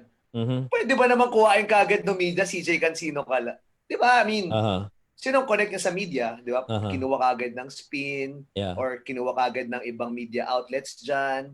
Tapos, biglang lalabas niya yung ililik niya yung screenshot. Tapos nakalipat na siya. Tapos sinabi niya muna, mahal ko UST. Tapos dream school ko talaga UST. Dream school ko to. Pero hindi ako mag-aaral dito kasi sabay interview. Interview. May interview pa pala. Kaya sa tingin ko orchestrated na masyadong mabilis eh para mangyari lahat yun. Tama yung mga sabi ng tambay nyo eh. Na gaano kahirap ba mag-enroll? Oo, tama. Ang bilis naman nakakalipat doon. Ako nga, nag-entrance exam, nag-antay pa ako. Hindi pa ako nag-enroll noon. Nag-entrance exam pa lang ako. Parang gano'n. Yun yung kwentuhan dito ng mga tambay sa amin. Natatawa ako eh. Akala mo, parang ano rin. Yung problema. Yeah, coach, yung sa labas namin parang ano rin parang may Bouncepass din na show sa labas ng bahay. Dapat videohan. Yeah. Well, speaking of Pops, some of our viewers are sending some comments. I'm gonna read them. No? Sir Boyet, okay ba yun? Okay ba? Sir Boyet. Okay ka, Boyet? Na- Pretty good? Nawala ka. Lahat ako. Namiss ka namin, Sir Boyet. Miss ka namin. Then nawala lang ako saglit. Ayan, nakabalik na ulit. Baka magreklamo ka parang si Chabio yung yung Nawala ang internet. Agad si Coach Boyet. Ikaw talaga. Ito naman nawawala lang. Yeah. But anyway, one of our viewers. Kinik nila ako. Yeah. Well, one of our viewers, si Coach Edsel Ko, he's a batchmate of mine in Sambeda. He coaches in Milko. Uy! Champion yung team niyan. Wala. Bye. Kay Coach Bedista Edsel. Bedista yan. Tsaka matalino to, boy. Matalino to si Coach Edsel. Parang yung katabi ko rin sa seat. Ang sabi niya, there's a lot of politics are involved in basketball nowadays. Gambling is on top of the list as well. With regards to the CJ incident, it takes two to tango. I'm sure there were negatives on both sides. So he's saying na hindi lang si CJ ito. Meron pang other side na, in a way, meron rin violate. I guess that's what Edsel is saying. Diba? Oh, Coach, ako tama ko doon. Nag-violate talaga UST doon. Pero the way it happened lang, I think may orchestrated yung paglipat niya. Yeah. So, sa tingin ko, that's how it looked. No, that's how it looked. No, hindi maganda yung in-orchestrate niya na mahal ko yung school ko, deep school ko. Tapos UP na ako. Kaya parang sa akin lang, it leaves a bad taste on my mouth. Na, sige, tama yun. If you don't want the system, ayaw mo dito, okay, sabihin mo, ayaw leave. Lilipat ako. Huwag yung, parang, kunwari sa misis mo, mahal kita. Pero hiwalay na tayo bukas. May asawa na ako iba. Hindi papayag si Ina niyan, Paps. Hindi papayag si Ina niyan. Dream wife kita, pero iba yung kakasamahin. Girl of my dreams. Tama naman. May punto ka naman doon. Pero ano lang mga coaches, huwag natin kalimutan. Nag-umpisa lahat to when CJ Cancino reported that he was kicked out of the team. Yeah, that's where it started. That's a good point. We will never know the bubble until CJ Cancino reported that he was kicked out of the team. Yeah. Actually, oo nga. Yeah, that's where it started actually. That's right. That's a good point. That's a good point. Yun yung sinasabi ni Coach James na it's orchestrated kasi doon talaga nagsimula lahat yun. Parang nagpatong-patong yung yung parang nagpatong-patong yung story na somehow it kinda brought that to a cloud, no? It brought that to a cloud. Si Denden Bautista, one of our viewers, is asking, ang tanong, paano nadala sa Sorsogon ang mga 21 years old and below? That's a good point. Yun. Pero pag 18, di ba, legal ka naman eh. Pero may waiver ata sila o parental consent. Yeah, may waiver na ginawa yung dating athletics moderator, si Father Abogado, something like that. Yun yung pumalat online na naggumawa pala siya ng mga waivers. They made the students sign. So, kasi nung iniimbestigahan yung UST, dun siya nag-surface eh. And he resigned after. My question, Francis, is this. My question is this. There's a government rule that nobody below 21 years old can go out, diba? Yes. I think that's the bottom line. So to my perspective, I'm not a lawyer, I'm not, what I'm saying is, sa regular parang Pilipino, pag sinabi ng gobyerno, ilang taong ka? 21 years old, bumaba ka, hindi ka pwedeng lumabas. Okay? Sila, nakalabas, but are we saying na because they had a waiver, kaya sila nakalusot? Will that waiver even count? Hindi rin di ba? Hindi yata ako. Hindi ko alam paano sila na-smuggle eh. Oo. Not unless they don't look under 21. So, that's one possibility, di ba? They don't look that way, no? Right. I think we just get an info na parang yung under 21 under ECQ. Pero pag GCQ parang pwede na. Pwede. Okay. So GCQ nila out. Hindi lang natin alam kung yung mga June something na yon. Kung nandoon ba, no? Nandoon sa time na yon, right? So ECQ pala yung under 21. Hindi, pero if they were there for 2 months na, ayun ang recall ko 2 months sila nandoon. 2 months. 2 months. So this is Hindi, pasok ng GCQ. Papasok sila GCQ. papasok pa lang ng GCQ. Oo, meron silang Papasok pa lang GCQ GCQ. time na baka doon sila pumasok. Doon sila nakalabas. Aha. Or gumawa si Kim Chu ng batas. Dinadala. Si ano naman, si Christian Leo Atienza, one of our tropa naman who has a podcast with Nico Wahe of Tip Off.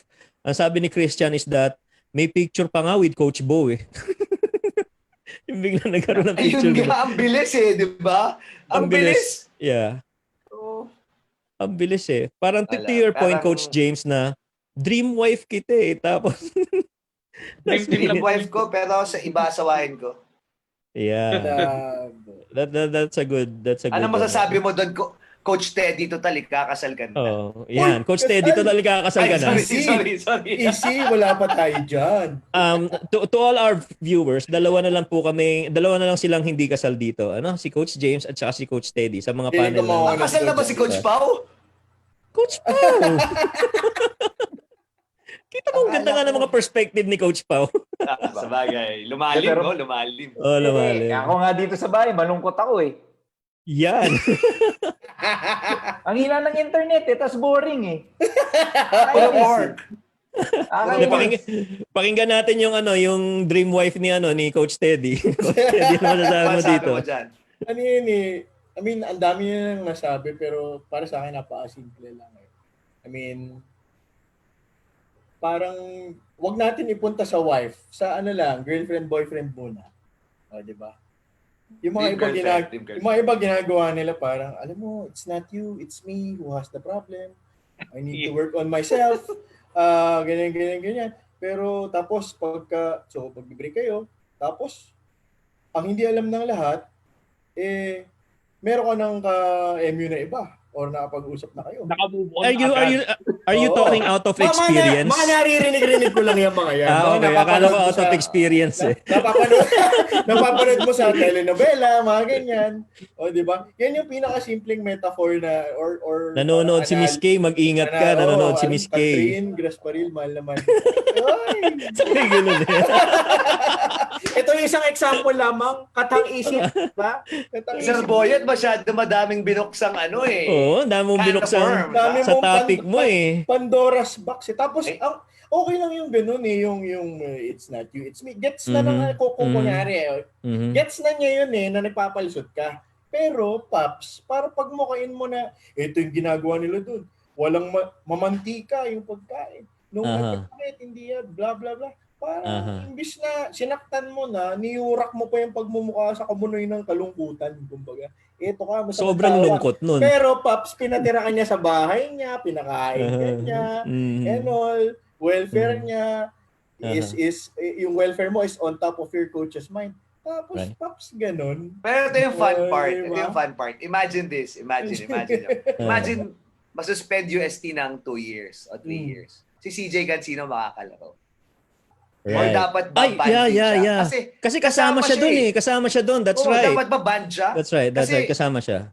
Above 18 na siya so he can decipher on his own. Yeah. Really should be. So should be. Yeah, Diba? it all the more brings a lot of twist to the story. Anyway, si Denden who commented na paano siya nadala doon, below 21 siya.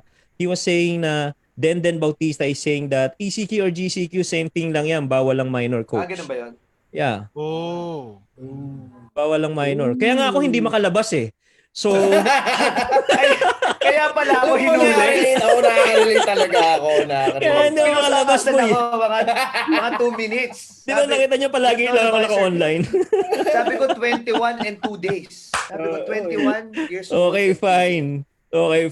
O sabi ni coaches and guests, sabi ni Christian Leo Atienza again of Tip Off, he's saying ang ganda ng punto ni Coach James. Parang talagang well orchestrated yung paglipat ni CJ sa UP. Tapos, parang hindi napansin yung nilabas yung bubble, parang hindi mapansin yung nilabas yung bubble incident ng UST. He's got a point. Parang distraction. Yeah, we're not saying biglaan lang yun but we're not saying it's correct. Orchestrated ang punto ko Pero baka. Di umano lang to. di umano lang, allegedly. Wala pa. Allegedly. This is all allegations. Allegedly, This is just katang-isip okay. lamang. Opinion lang. Allegedly. This is a fan's perspective. Waiver lang din po tayo on Right, record. waiver. No? Baka Okay. maimbestigahan tayo. Baka Okay. madawi tayo. Ibang Mga kasikatan bro, ang mangyayari sa atin. Mga bro, may, Ako na 21 under. ang mga panel tsaka mga coaches, magpapadala ako ng PDF, pakisign yung waiver. Di ba pwede electronic signature na lang? Para Easy na lang yan. Baka ma-delay. Yeah. Pwede ba magpadala sa US ngayon? Snail mail. Oo nga, snail mail, grabe. But anyway, yeah, Boyet talaga, Sir Boyet, ang dami mong binuksan Tsaka sa topic mo. Paps, parang ang lumalabas tuloy, no? Kung totoo man itong mga haka-haka at election na to, di ba? Parang, I don't know, Cancino personally, I don't know the real story, di ba? I mean, baka may mga punto ang bawat kampo. Pero, di ba, Paps? Parang, ito pa isang thought, would he, a normal UAAP player, di ba, would have the guts to do that kung wala kang backer? O, di ba? Let's be very real. Offer sa kabila. And yung offer is one thing, but the political machinery behind that, kami bahala sa media, kami bahala sa ganito, blah, blah, blah. Yeah, You player ka eh. Bata ka pare, gusto mo lang mapansin ka sa amateur, magkakontrata ka sa pro. School yan. Gusto niya nga mag-aaral dyan. Diba? Tama yung point mo. Diba, Pap? Mahirap. Kaso, nung alam mo yung batas, nakalabas. So, diba? Pero antayin natin yung side naman ni Coach Ayo. Kasi panigurado, investigahan din siya. It's not out of the woods, di ba? Kailangan sagutin niya rin yan. At sagutin din ng USD community. And we also would like to hear the side of Coach. We also would like to hear the side of CJ. So, CJ and Coach Aldin, you our Bouncepass doors are open. You wanna talk to us? Umaati ka mong episode yan. Talk like kwentuhan. We're here. We are here to listen. Ika nga ni to the point of there's someone else who's bigger than any one of us. Ika nga ni Coach Chris King, no? Kasi he's from UST, he's an avid UST guy. Coach. Coach Chris, what's up, Coach Chris? So tropa rin yan. So sabi niya is that there's more than what the not seen by the eye. Parang ganun yung hashtag niya, di ba? Parang ganun eh. So yeah. Well, we can talk. We can have all night talking about this Sorsogon Bubble. Gabi ka, Sir Boyet. Ang ganda ng topic mo, Sir Boyet. Thank you, Sir Boyet. Salamat sa topic mo. Pang-film life naman yung topic mo. Coaches si Sir Boyet, nakilala ko yan sa pagka may mga ginagawa akong office work sa Phila. Lahat ng mga problema ko nasusolusyonan niya ni Sir Boyet. Tapos, basta sa problema sa chicks, Paps? habang sinusolusyonan niya yun, basketball lang usapan. So, Coach, 1/4 na concern mo, tapos 3/4 basketball na yun. Puro basketball na lahat. And he really goes the extra mile yan to si Sir Boyet. Kaya na-appreciate. Pati sa chicks, Sir Boyet, may susumbong si Sir Boyet, Coach Pao. Actually, Coach James, Coach Pao. Sige, chicks ba itong pag-uusapan natin, Sir Boyet? Sige, you have the floor. Si Sir Boyet, isa na spy. Ito, hindi alam ng mga coaches to.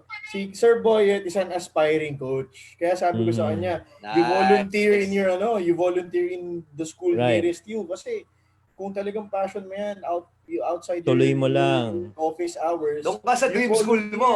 Doon ka lang sa dream school mo. Diba? Dream school ko po, UST ang dream school ko eh. No, but seriously, Sir Boyet, no, you are exactly the reason why there is Bouncepass.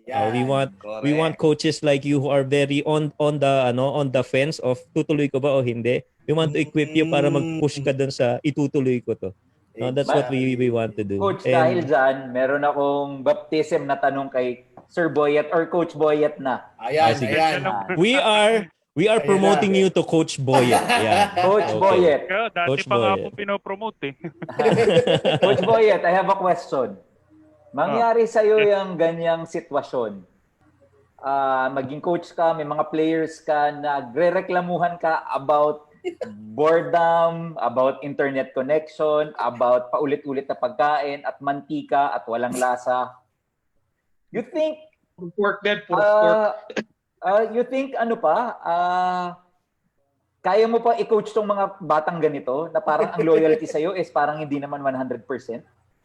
Hindi na kasi parang sabi mo nga kanina, pag ganun, magreklamo sa wifi, sasapakin mo ka agad, di ba? Back to you. Back to you.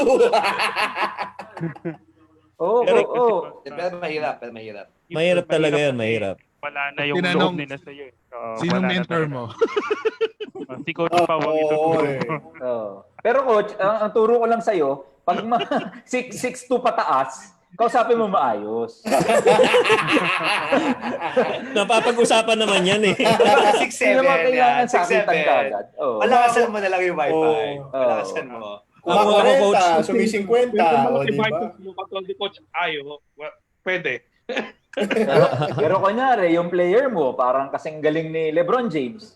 Di palakasan ng wifi, wala namang problema dyan. Mantika bawasan. Papasukin mo yung malalas yung bandwidth. Yan. Maraming asin yung pagkain at magic sarap.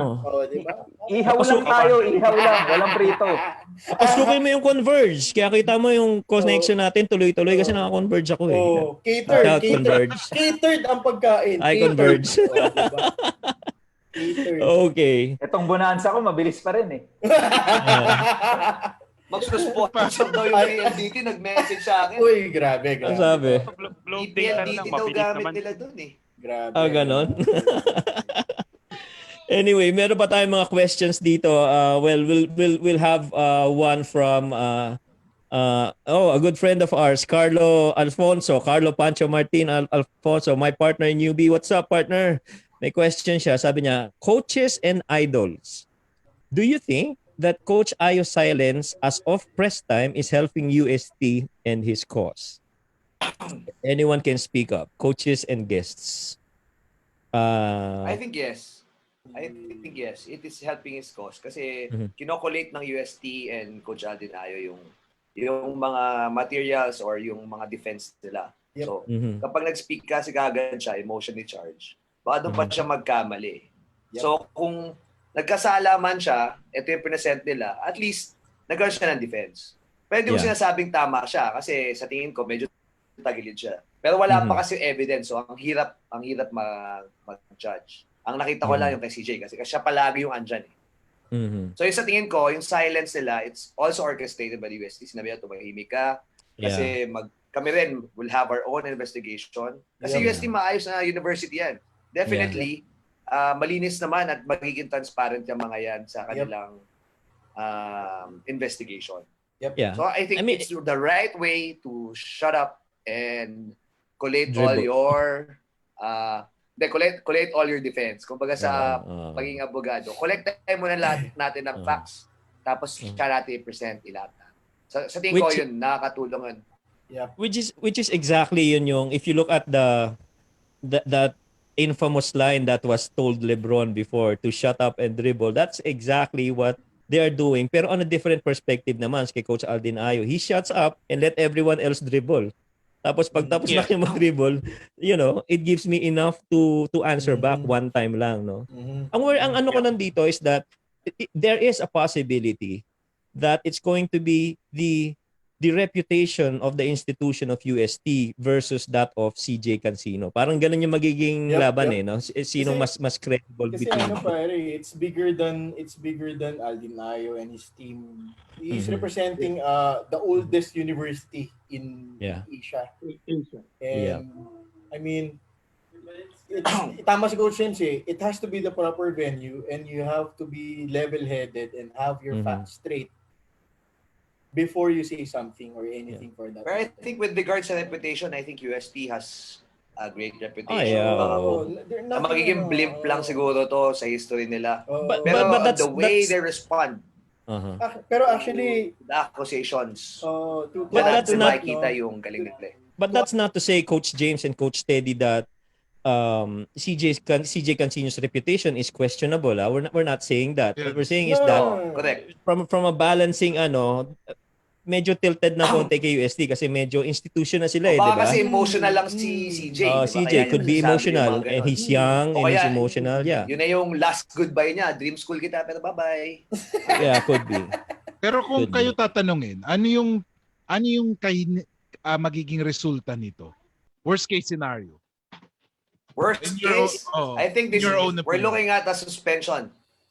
A suspension from Definitely the more USD. than Ang pinakamatindi nito, lahat ng sports yan.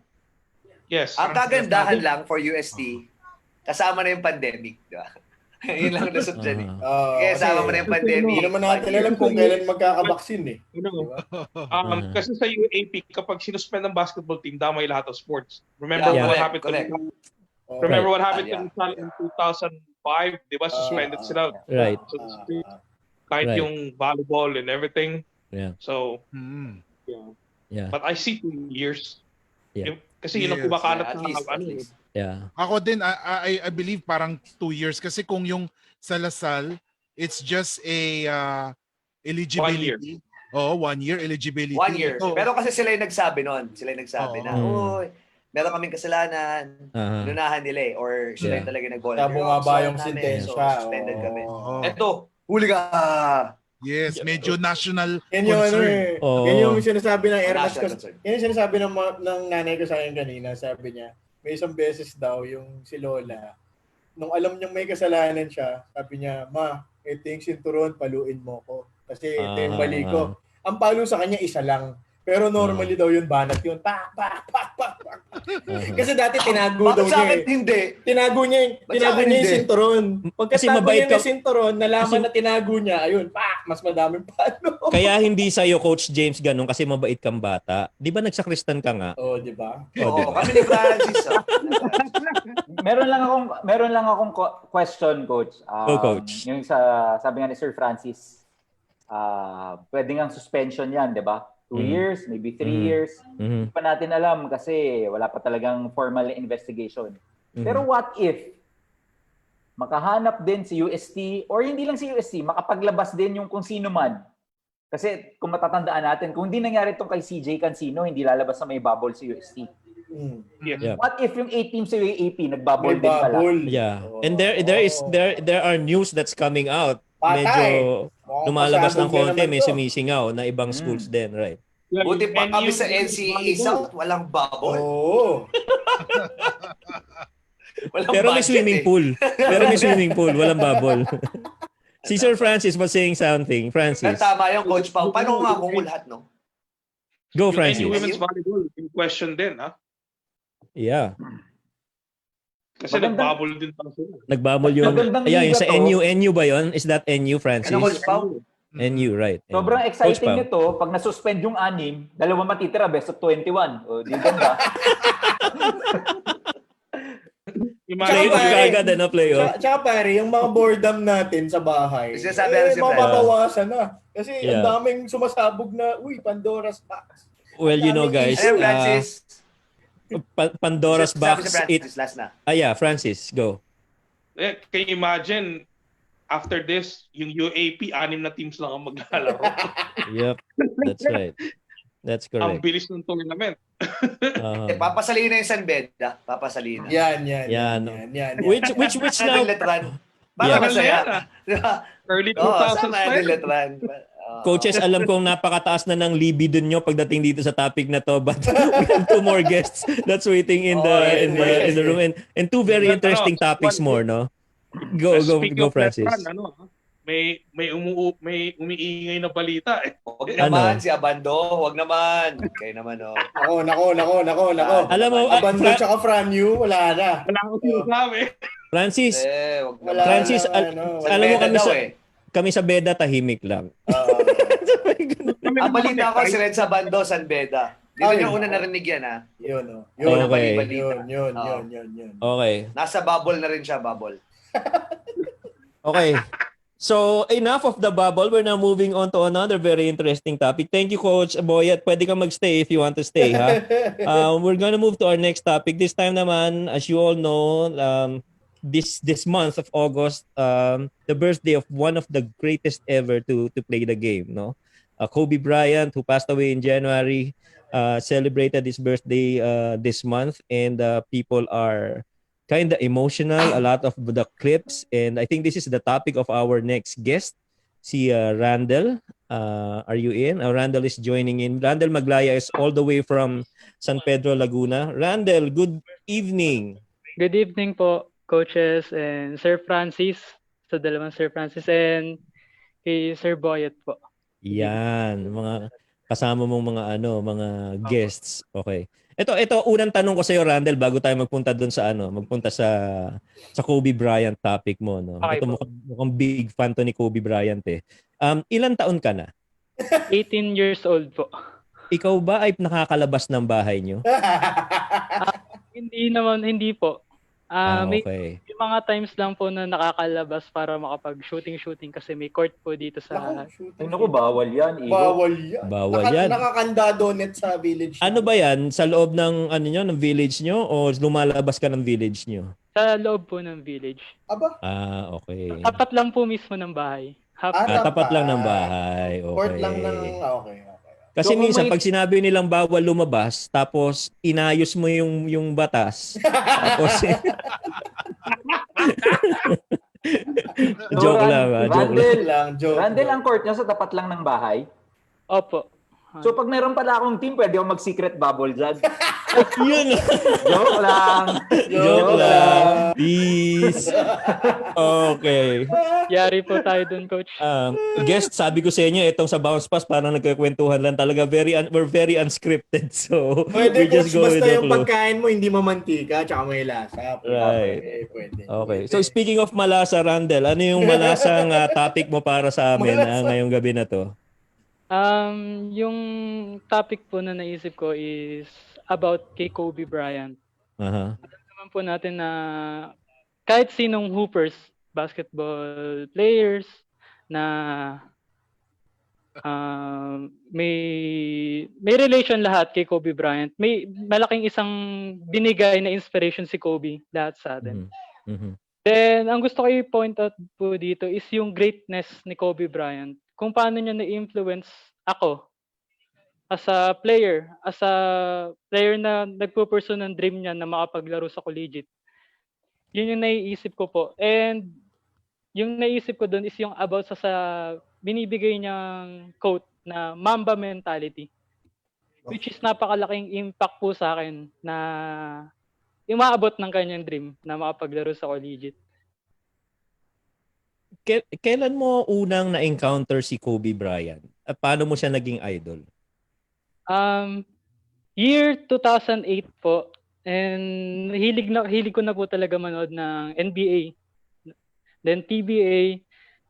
Ang pinaka-idol ko po talaga, honestly, is si LeBron James. Oh. Nangyari, Solid ba't LeBron naging si James. Kobe? Oh. Ang ano ko po kasi kay Kobe, mas naging inspiration ko siya ngayon. Lalo na po ngayon sa pag-abot ng dreams ko. Kasi, ano siya eh, nandun po siya sa point ng basketball is life. Mhm. Hindi niya, wala siyang pakialam sa pera, sa wealth, or sa fame. Which is kasama naman talaga sa pagiging professional player. Pero nandun yung mindset niya eh, na kung ano yung gusto niyang gawin, yun yung gagawin niya. Whatever it takes. Basketball is life. Parang guys, yung the influence that Kobe Bryant has left with all these next generation players. I mean, you guys have to remember that before Kobe Bryant's demise on that early Monday morning of January, before that he was talking to all these. Oh, sa amin morning eh. So it was he was talking to Kyrie Irving, he was mentoring all these players, Jason Tatum, halos lahat, 'di ba? Even si who's this guy from Phoenix Suns, si Booker, yeah. Devin Booker. Yeah. Ang laki ng influence ni Kobe Bryant. Now, my question to everyone is that from a legacy standpoint for this generation, does this mean that Kobe Bryant has a bigger legacy than Michael Jordan? For this generation of hoopers. Anong tingin niyo? Mas malaki ba si Kobe Bryant kaysa kay Michael Jordan? For this generation, yes. Kasi hindi naman nila inabutan si Jordan. Tayo yung generation na umabot kay Jordan. We look up to Jordan. Pero sila, hindi naman nila ano yun. So, Kobe was the closest thing to Michael Jordan for them. So, I mean, we cannot crucify kids for not idolizing our idols kasi right. Yun yung panahon nila eh. Mhm. Mhm. That's And right. Yung Kobe was the single, parang ano yun eh, parang siya yung single most powerful figure sa kanila because of what he did and what he left to uh to to us basketball people, you know. Mhm. Right. yung support ko naman po yung sagot ni Sir Francis about Mhm. po dun sa kung sino yung mas matimbang na inano na generation yun. Mhm. For me, Kobe po talaga. Mhm. Kasi makita mong hooper ngayon, kahit titira lang ng bola Gin- sa ginagawa mo ba 'yon? yes, Kobe. yes po. Magbabato ng bola sa trash can, ng papel sa trash can, sinasabi Kobe. Mhm. But yung hindi ko po masyadong inaano yun, lalo na dun sa GOAT debate, Mhm. ang iniisip ko lang is na-appreciate ko yung ginawa nilang influence, yung greatness nila sa paglalaro ng basketball. Mhm. Yung pinakamahalaga sa lahat eh. Kung Yeah. paano mo na-appreciate yung player na yun. Uh-huh. Yes, I agree with that. Siguro pero malaki din sigurong factor yung pagtaas ng status ni Kobe. Well, mataas na nga is yung nangyari sa kanya. Mhm. Yung unfortunate thing na nag-happen. Kaya parang yung kahit yung mga haters ni Kobe dati parang Yes. nagbago eh. Mhm. Parang Yes, bro. inalala nila eh. Ako feel ko rin, knock on wood, if ever yung kay LeBron James something bad happens, knock on wood, Mhm. ganyan din yan eh. Ang dami niyang haters pero Uh-huh. once everything is done, I think they will, turn back and tell something positive naman. Feel ko Mhm. feel ko. Mhm. Yeah. Ano rin 'yan eh, parang ano yan eh, parang between me and Kiko, ang idol ni Kiko kasi si Jaworski. Inabot ko na sila ano na eh, sila LA Tenorio na eh. So, parang gano'n lang yan. Isa generation. Tawa si Kiko. Pero yeah. Kahit na ano mangyari, no, if the same thing would happen to, again, knock on wood, whoever superstar, I mean, the people would, the followers would respond the same way. And there's going to be this debate na he was able to do this, Kobe was not able to do that, and he's better than Jordan because he did this, no? Magkakaroon ng ganong comparison tayo. And that, I guess, Kiko, si Coach Potit De Vera, in one of his episodes in his podcast, The Coach Potito Way, he said that the discussion of GOAT is actually flawed. To which, kung titingnan mo, he has a point. Kasi parang it's to everyone's opinion and it's to everyone's generation, 'di ba? So wala talaga magsasabing there is only one GOAT, 'di ba? Because if you would say that, then who are we to say that when we never saw how Wilt Chamberlain played before, when we never know how he battled with, Bill Russell, 'di ba? So kanya-kanyang generation 'yan eh, Yep. 'di ba? Iba-ibang perspective kumbaga. I agree. Yes. Kasi kung sinasabi nila is the number of championship, then Bill Russell should be the GOAT. Yeah. Robert Tama Horry. 'yun. Although we're not gonna argue that Bill Russell is the greatest winner, Oh yeah. Dami. Uh-huh. Dami. greatest winner, but he's not the GOAT. Yeah, I mean, Uh-huh. pero si Maraming Wilt Chamberlain kasi makes a case kasi because of the records that kasi it's all about achievements now pag kay Wilt Chamberlain and his records kahit advanced analytics mo, I think Elias Bureau is one of the most credible pagdating sa mga records. I think there's still like 200 records that has not yet been broken and they're all done by Wilt Chamberlain. yeah. So I think that's why people make a case that he's a GOAT because of the records that he did and his achievements, no? Mhm. Pero Jordan also can make a case because of his achievements as an NBA player. Mhm. Yun nga, 10 times scoring champion, 6-time NBA champion, member of the 30,000 point club and all of that. Mhm. Actually, si Coach James nga, ang sabi niya kanina is that, dream wife ko yun eh, ba't ako lilipat? Eh, akala ko lumipat na boy, akala ko iniwan tayo, ang tagal na nawala eh. Sorry. Nalaglag. Yung Nalaglag. But anyway, computer, parang naging Iron Man. si Kobe yung si Kobe yung topic natin with Randall eh. So anyway, Randall, Ikaw, hindi ka yung mga jerseys mo, ano bang number na ginagamit mo? 8, 24, ano ba? 8 po. 8. 8. So who's better, 8 or 24? From nagkaroon na kami ng discussion dati nito ng mga coaches. I wanna hear it from you guys. Kobe 8 or Kobe 24? Who's better? Si Francis, I'm sure maraming sasabihin to dahil Laker fan to eh. But I wanna hear everyone else. 8 or 24, Kobe? Who wants to go first? Yung for me, Coach Al, Go, Randall. yung number 8 po kasi, this is yung prime ni Kobe, which is sobrang dami niyang achievements, na-hit niya na yung mga points center, yung 20,000 point club, Mhm. yung sunod-sunod yung back-to-back championship niya. Mhm. Then, nung netong 24 siya, after ng championship niya ng 2010 against the Celtics, Mhm. then the following year, hanggang mag-retire siya yung final game niya, doon mo po siya makikita na ball is life. Aha. Whatever it takes, kahit nakikita niyo naman po yung, imagine, 35 years old, naglalaro. Lalo na nung final game niya, which is sobrang historical, 60 points. Mhm. Then for me, number 24 po talaga. For me. Number 24 sa'yo ang ano. Yeah. Si Francis is nodding his head. You wanna go, Francis? Ano? Kasi pares ko na panood 8 and 24. Mhm. But I'll go with 24 kasi I mean kasi nung nag-change ng number si Kobe to 24, that was at the very height of his career. Eh. That's where he decided to do the number change. Mhm. And I think that was also because that was after he scored 81 points like wearing the number 8. Then suddenly nag-change siya ng to 24. Pero kasi he's a much more mature player, much more developed,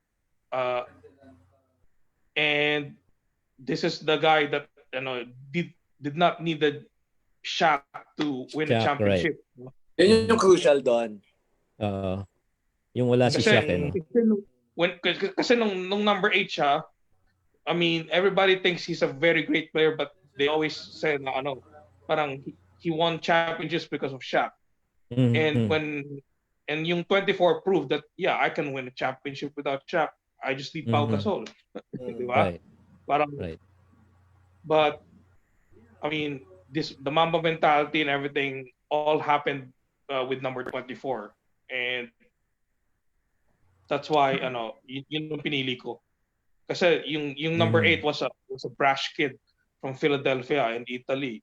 Yeah. And yun yung minahal ng Pilipino kasi 'di ba pumunta siya rito, pumunta siya sa Pilipinas 8, 'di ba? Yung mga ganon. But I like the more mature version. So Yeah. Kiko, you wanna go? What do you think? 8 or 24? Sa tingin ko 24. Yan. Kasi yan yung like what Francis said, diyan yung peak ng niya ng mga achievements niya. Though may nagawa siya sa mga achievements sa 8, pero yung 24 siya, dun yung talaga nag-boom yung career niya eh. Dun din yung nangyari na like what Francis has said, nanalo siya ng crown without Shaquille. He proved everyone that he can win without the biggest the dominant center. Dominant center, right. So tapos nandiyan pa yung slowly but surely diyan yung parang sinasabi nila yung Mamba mentality dun nag-grow sa number 24. So yes. Yun yung naisip ko na parang 24 should be the number pag sinasabi natin Kobe Bryant. And also in a coaching stand, the triangle offense runs smoothest during that from 2008 to 2010. Kobe Bryant they run the triangle the smoothest kasi nung panahon kay Shaq medyo there were times na umaalis sila sa triangle because they have to cater to Shaq's game. Yes. Pero ito with Pau Gasol and everything, talagang they run the offense to a T kasi And that also it was also a testament to Pau Gasol's intelligence kasi it didn't take him 1 year to adjust. Naka-adjust siya kaagad the moment na So, and yung mga and then there were times na yung like si Kobe yung may mga place doon sa triangle na ititira na niya, minsan nag-extra pass pa siya because yung ang daming matatalino doon sa court nung during that championship run in 2009-2010 compared to like I'm not saying na hindi sila ganun ka-intelligent nung yung three-peat nung 2002 but like ayun na nga, like I said, mas smooth yung operation ng triangle offense nung 2009 and 2010. Yeah. At saka I felt he's more matured nung 24 na siya kasi by then he was already involving his teammates eh. He's buying he's buying into Phil Jackson's philosophy of the law of the jungle that coach Phil Jackson has always been mentioning to all his teams, that poem by Rudyard Kipling. So tingin ko doon na siya naiintindihan na niya na kailangan involve niya yung mga kasama niya eh. Coach Boyet, what's your take? 8 or 24? Doon ako din sa 24. Though mas inabutan ko syempre halos magkakaedad lang naman tayo, 'di ba? So doon tayo sa magkakaedad lang tayo. Tama 'yan, Coach Boyet. 21 lang yun. 21. Though si number 8 kasi mas mas scorer kumbaga. Mas kung mas magaling, yun, scorer talaga din. Though yun nga lang, ang criticism is kung wala si Shaq, hindi ka magcha-champion eh. So, di ba lahat ng champion nila doon sa three-peat, sino nag-MVP? Wala naman si Kobe. Unlike doon sa 2009, 2010, 24, siya yung nag-MVP, finals MVP, I mean. So, doon tayo sa 24, which is sabi mo nga more matured na. Well, these are very interesting takes on Kobe Bryant. I mean, everybody felt that loss on January, and I'm sure each and every one of us would have our own story about where we were during that time. Parang yung time na nasaan ka ng lumindol, no? nung time no 1991. It's the same thing, no? Everybody's going to remember kung nasaan tayo when Kobe Bryant died. 4 a.m. ata yun, coach. Tapos mga ganong oras na ba? Kasi ako night shift ang trabaho ko. So I woke up like around 1 or 2 in the afternoon here sa Texas. Yung notifications ko sa cellphone ang dami. Sunod-sunod. Puro messenger kasi tinatanong ako eh. Totoo ba patay na si Kobe ganyan. Then pumunta ako pag binuksan ko yung TV. Tapos nire-report na nag-crash yung helicopter. Yun pa lang yung balita nun, may nag-crash na helicopter. Tapos ang sinasabi na reportedly Kobe Bryant is part of that blah blah blah. So parang chismis pa lang siya na kasama siya doon. And then dumating pa nga doon sa point parang ayoko pumasok kasi gusto kong tutukan yung news eh. Hindi lang pala ikaw yung may ganung pakiramdam. Yes. Tapos parang and then nung kinonfirm na si Kobe Bryant, parang parang nanghina ako eh. Parang ayoko na pumasok, ganon. Hindi, totoo. Kasi Tapos parang ito na yung, may yung sinasabi na eh. Dumating na doon sa point na nire-recover na yung body. So parang, in denial pa no? In denial pa Exactly. Same words. Same feeling katulad ni Francis. Ako, I was asleep and then when I woke up, nakita ko yung message ni Mrs. Sabi, patay na si Kobe Bryant. I thought, biro lang eh. Sabi, Kobe Bryant, nasa utak ko, ito yung parang ang lakas na tao na parang kahit injury naglalaro. Tapos, pag nangyari, tapos check agad ako ng news. Sabi ko, oh shoot. Parang ganun. Parang may add lang ako. Yes, go, Francis. Di ba pares tayo na parang akala natin chismis lang, no? Dito kasi sa States, kung gusto mo mag-confirm ng chismis, you go TMZ. I went to TMZ the moment I woke up, nung nabasa ko yung mga message, doon ako tinamaan nung nabasa ko sa TMZ. Kasi 95% ano yun eh. Parang they can prove yung chismis sa labas. Pag nilabas sa TMZ, that's like 95 to 99% true. Doon ako tinamaan talaga nung nabasa ko sa TMZ. And then I tune into the news, yon. Sa akin, baliktad. Ano sa'yo, Coach James? Sa lahat sa inyo, sa akin, baliktad. Ano? So, namatay si Kobe Bryant, bagong gising ako noon eh. So, baba ako sa amin, hindi ko inawakan phone, ganyan. Usually kasi may mga tumatambay dito, mga nagkakape, ganyan. Maraming sismoso dito eh. So, yung kagad binungad sa akin, so parang nainis lang ako. Ang aga-aga, eto pag-uusapan natin, kengkoyan kagad. So, nainis lang ako. Inis naman itong araw na to. Parang pagkita ko, patay nga talaga. So, doon ko lang naramdaman na, totoo ba to? So, ang dami ko pang kinalkal na parang namatay nga siya. So, yun, unfortunately. Yeah. Yung coach. Go, Coach. Coach Boyet, go. Sino sa salita? Si ano ata? Randall. Si Randall. Sorry, Randall. It's Coach, Randall. yung experience ko naman po nung tulog po ako nun. Then, kinato ako ng mom ko sa kwarto ko. Then, sinabi niya, patay na si Kobe. Then, nanonood po kasi sila ng news nun. Then, lumabas ako, tumatakbo ako. Then, napaupo na lang ako. Then, pinicturean pa nga po nila ako doon na nag-iiyak ako. Dahil, then, dumating din po yung time, naisip ko rin na wag na pumasok. Wag muna pumasok. Kasi sobrang dinadamdam ko po nung time na yun. Then, kaya kailangan pumasok dahil may exam po. Then after nun, kinagabihan, naglaro po kami ng mga teammates ko para tribute na rin po kay Kobe and friends yun po. Yeah, and everybody did their own tribute with Kobe Bryant, yung 8-second violation, the 24-second shot clock violation. Yeah. Coach Boyet, before we move to our next guest, you have anything to say about where you were on that demise of Kobe Bryant? Ayun, 4 AM, I think 4:30. Then sabi nga ni Sir Francis kanina, ako naman kasi unang-una ko nabasa talaga yung TMZ. Then yung unang nag-flash. Sabi ko, napamura talaga ako, hindi pwedeng sabihin dito yung mura ko. Hindi pwede. Hindi pwede. Tapos browse pa ng marami to validate nga.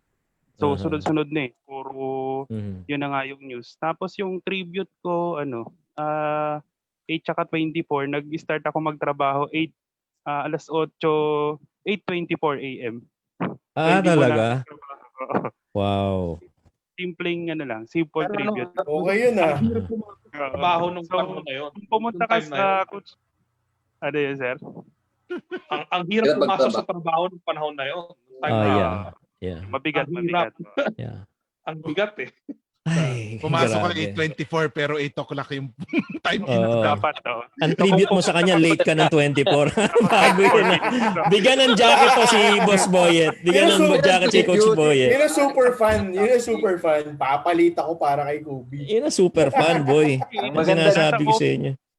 Nasa office ako, hindi talaga ako nag-start mag-work. Talaga. Magandang yan. Magandang story yan. That's so, a good. Na-late si Sir Boyet sa trabaho. Nagpa-late siya. Ng 24 minutes. Intentional na late para tribute talaga. Intentional late. Ang maganda doon, coach, fan din yung boss niya. Kinabukasan siya ng 8:24 pinagalitan. Mamba mentality. Yeah, I'm sure, Francis, you have a story to tell your friends there in Texas about Kobe Bryant and that 8:24. All right, marami pa tayong pag-uusapan tungkol kay Kobe Bryant, but we have very limited time and we have one more guest that's waiting on he's been there for an eternity already. So we'd like to welcome in a coach, no? Coach JM Baila, Coach JM. Medyo interesting rin yung take nito si Coach JM. There for an eternity already. Ayun, no? Ayun, no?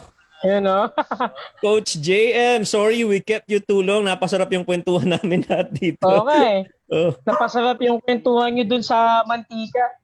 Oh. Mantika eh. Sa mantika nagtagal eh.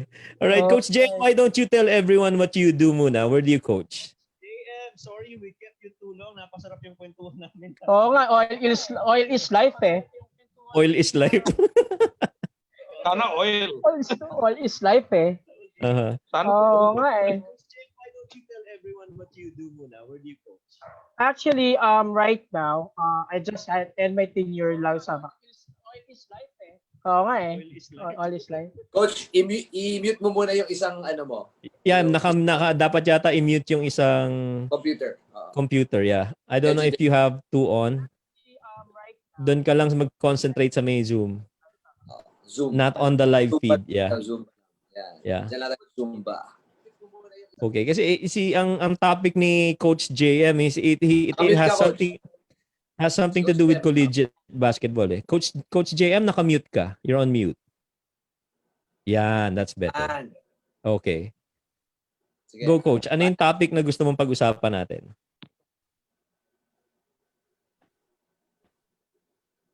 Parang di niya ata tayo. Ay, ba?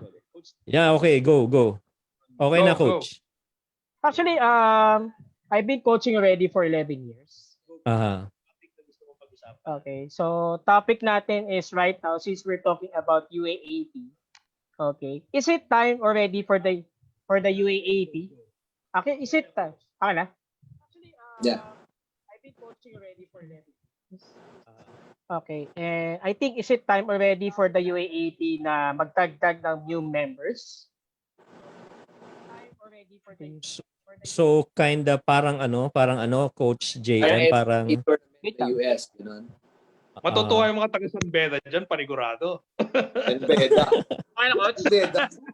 Yeah, okay ka naman, Coach. Nadinig ka namin. Kasi right now, since we are in a pandemic, tingin ko parang, I think this is already the time for the UAAP board members to think about adding members sa UAAP. Mas lalo na kung may ano na eskwelahan, ano? Kung 6 na lang sila matitira. Yeah. Sa tingin ko, San Beda, yan ang unang-unang idadagdag dyan. Kung UAAP lang ang pag-uusapan. Actually, meron potentially 5 or 6 ako nakikita na po pwedeng makapasok sa UAAP. Pero is it possible ba talaga na pwede magdagdag ng new members?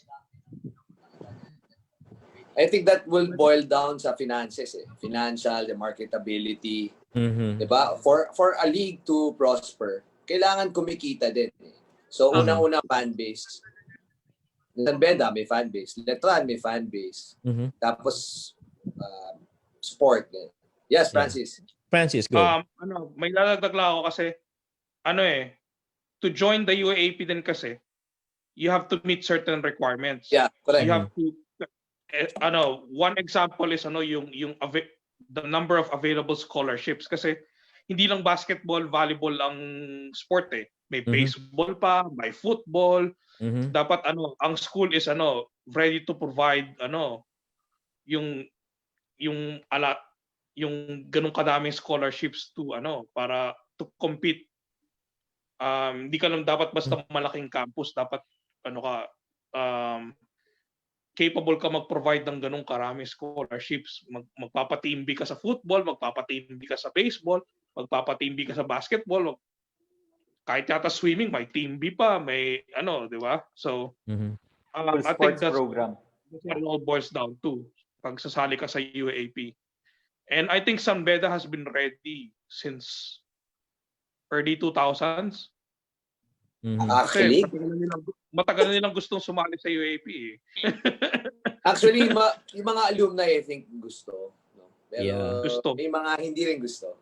NCAA pa din yung iba. Kasi lumalaki na yung student population sa San Beda to the point na yung original na high school ng San Beda nilipat sa Taytay, tapos di ba? Pero what's the benefit ng college collegiate department yung buong campus, di ba? Pero what's the benefit of consolidating all the, parang yun yung gusto sabihin ni ni Coach JM is that may mga schools ka kasi na malalakas rin eh. Like naglalaro sa CSAPI, NCRAA, no? Na paglalaroin na into one eh, maglaban-laban sila eh. What's the benefit of doing that na, under one league? In lahat ng mga colleges talaga. I know there is yung Phil Oil. Phil Oil PCCL. ba yun? PCCL. Actually, Yeah, PCCL, right. PCCL. Coach Mike, I would Go, like Coach. to add, kasi regarding dun sa adding new members of the UAAP, ang nakikita ko kasi, one reason bakit is it time already for the UAAP to add more schools is because yung options of the aspiring collegiate players.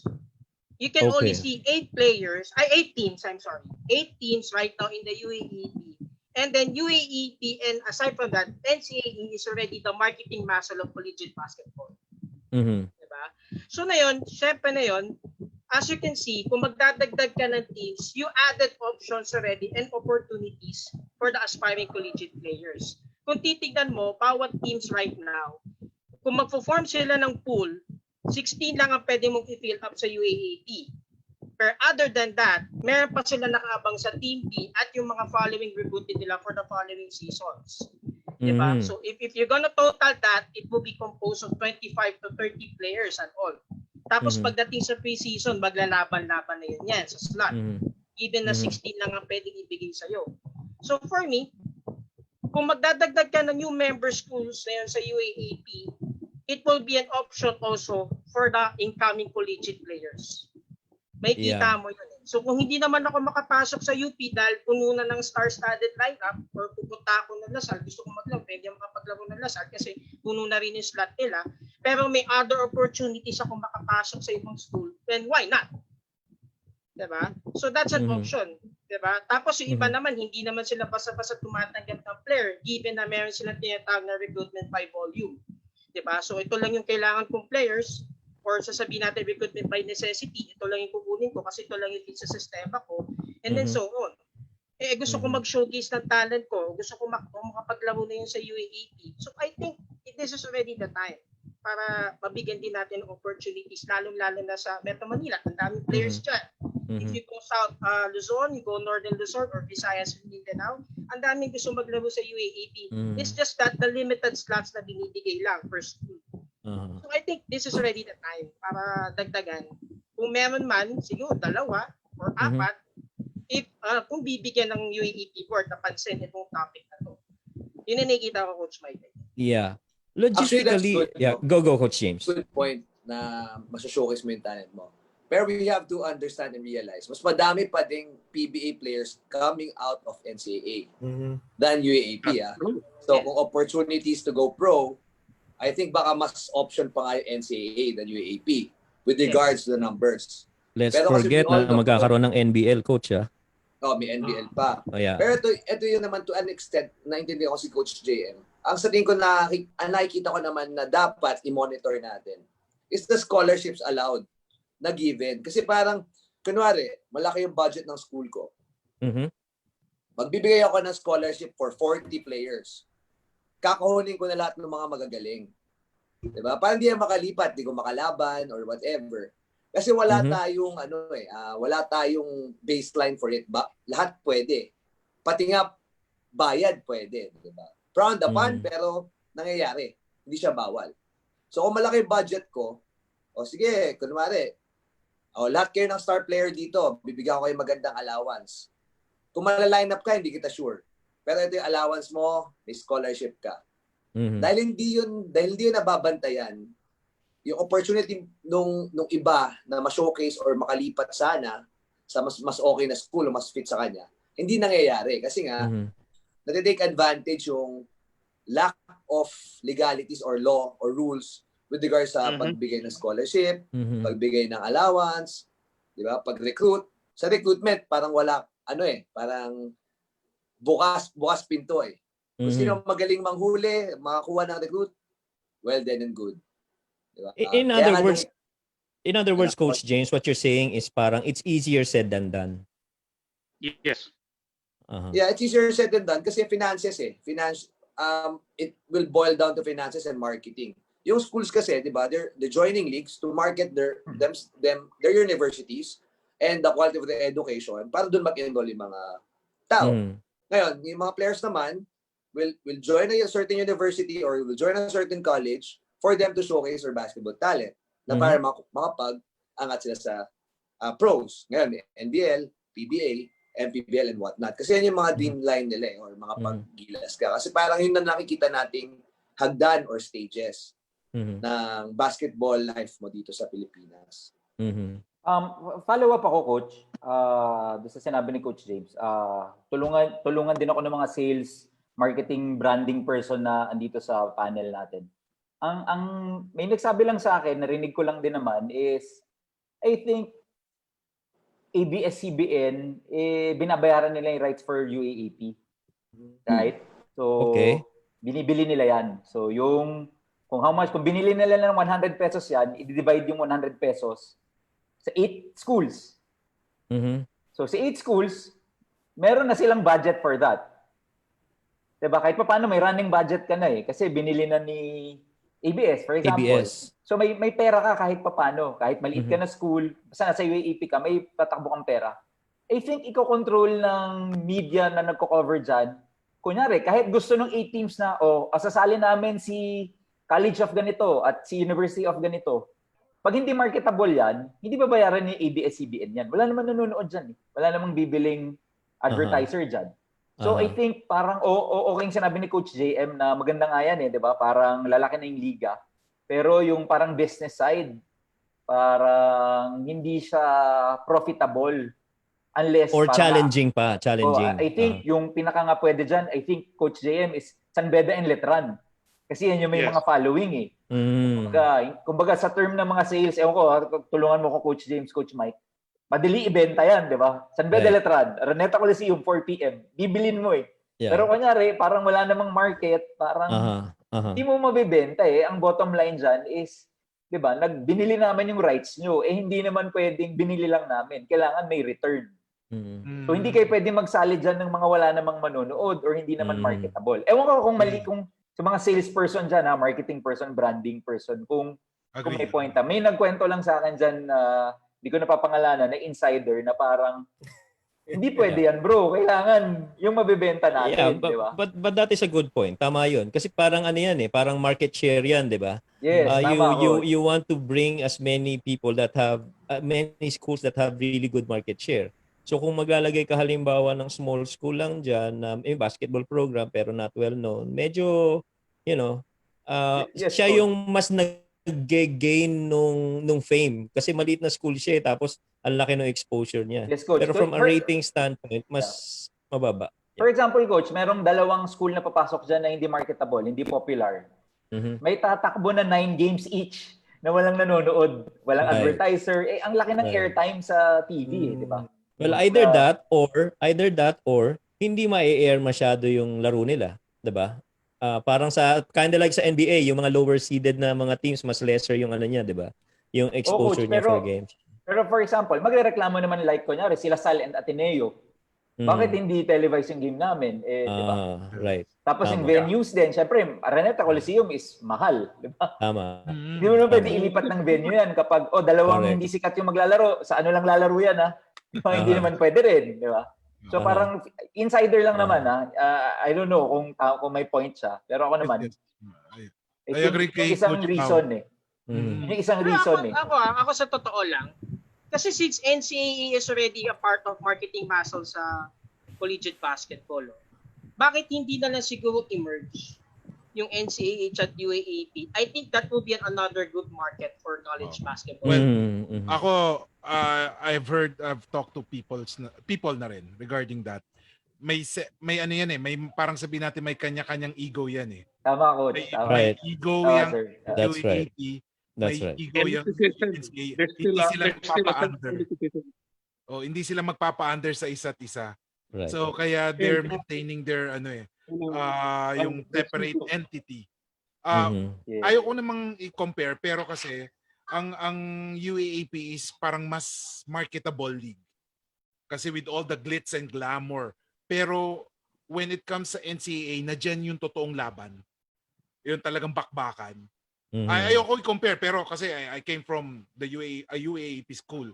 Pero I want to be partial kasi based sa mga nakikita ko since 2000, lahat ng magagaling na players actually came from an NCAA school compared sa UAAP. Siguro ang UAAP is more of parang more on the system.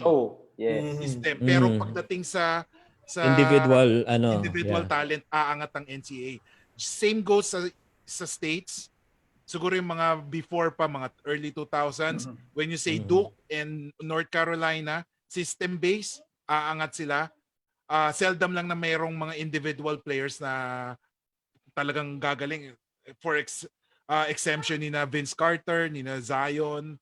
Pero yung mga ibang mga sikat na NBA player, talaga, they came from other schools na hindi natin alam. Aside from Duke and North Carolina. Yun yung parang nakikita ko lang. Ako may naisip ako proposal dyan para talagang ma-match natin. Diba, may UAAP, NCAA, may mga other schools. Diba, mayroon tayong PCCL. Right. Diba? PCCL, may Phil Oil tayo. Pero yan, hindi yan masyado pinapansin kasi parang nasa focus UAAP, nasa focus it's not a regular season tournament. Parang ganun no? Yeah. So, out of the box lang, kailangan medyo may dating or malaki yung at stake pagka Phil Oil or yung PCCL. Kunwari, pwede lang gawin, alam ko hindi mangyayari, pero maganda sana. Kunwari, umabot na ng Final Four. No? Umabot na ng Final Four UAAP. Umabot na ng Final Four NCAA. Umabot na ng Final Four yung o pili ng 4 pa dun sa ibang team. Yung top 16 na yon, sila maglaban-laban.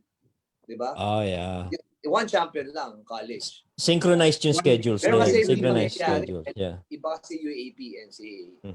Pero sana kung PCCL, gawin mong 20 million yung premyo, mga ganun, 10 million premyo.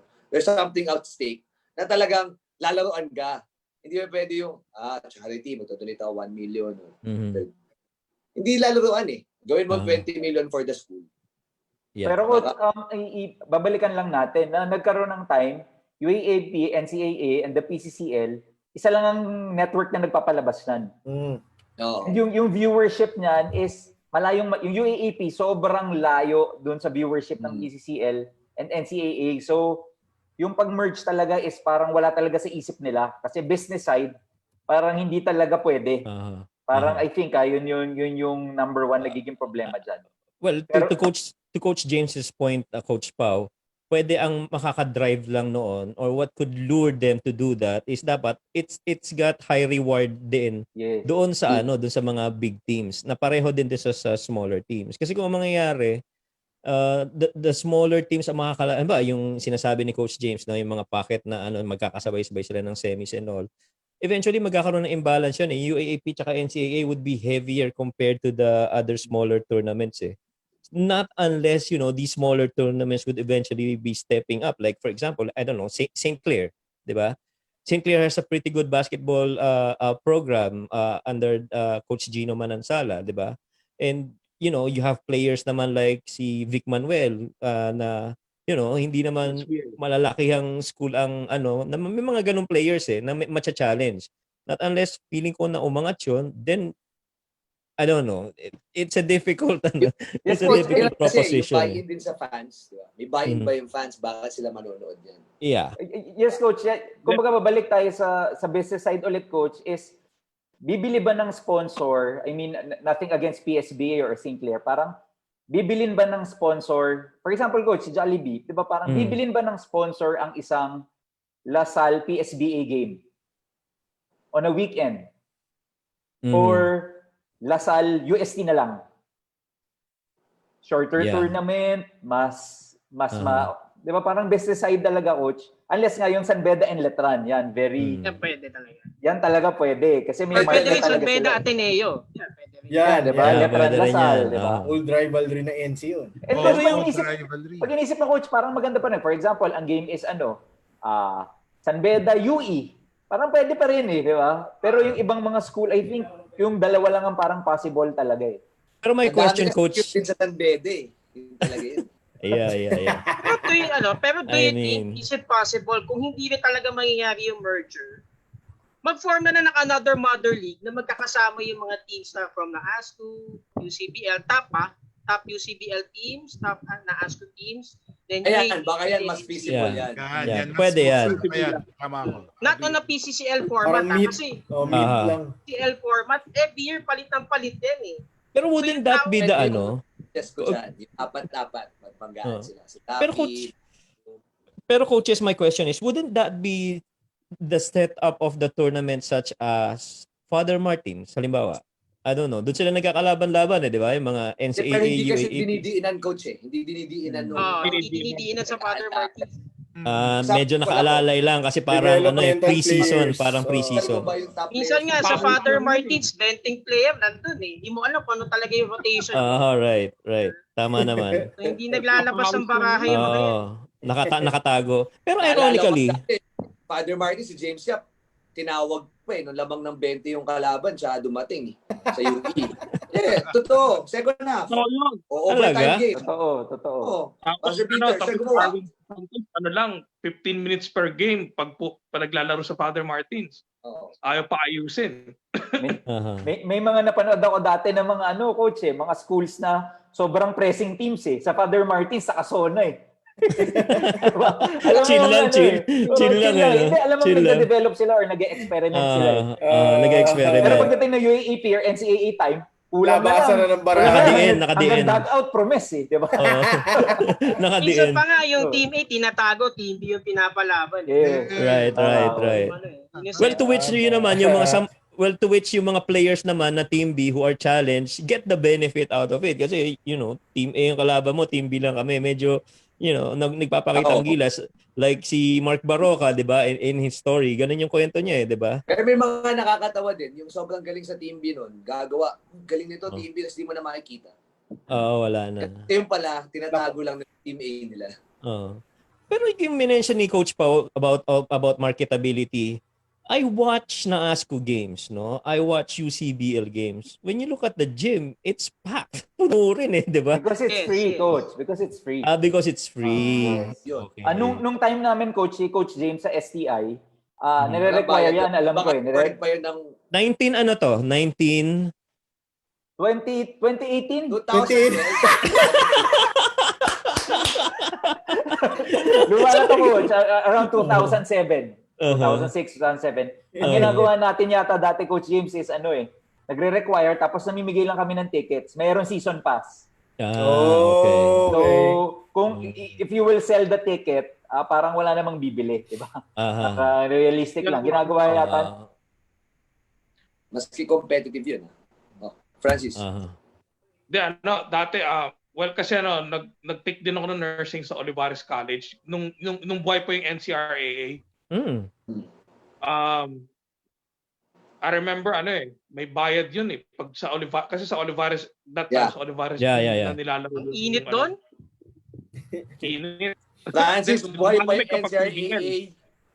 Meron pang NCRAA, Francis Meron pa. Meron pa. Dami nga nila Before, hindi kasi lakas as before. Kasi dati yun yung mga panahon na yung San Beda Alabang nandun pa, tsaka yung yung Lasal. St. Francis, yung Ajax. Pasba, yung EAC. Pero ang Olivares, Francis, is one of the better coach teams in my opinion under Coach Mike Sagigit. Not that pero nung nag-aaral ako sa college, hindi pa sila ganun kalakas. Isa yun sa mga paborito kong teams Olivares. Pero it's good to hear. Pero it's good to hear na malakas ni Olivares ngayon. Yeah. Maganda yung program bias kasi ako kasi naka-triangle offense sila. So and it's Coach Mike Sagigit. It's one of those are the very few coaches that I watch execute the triangle offense.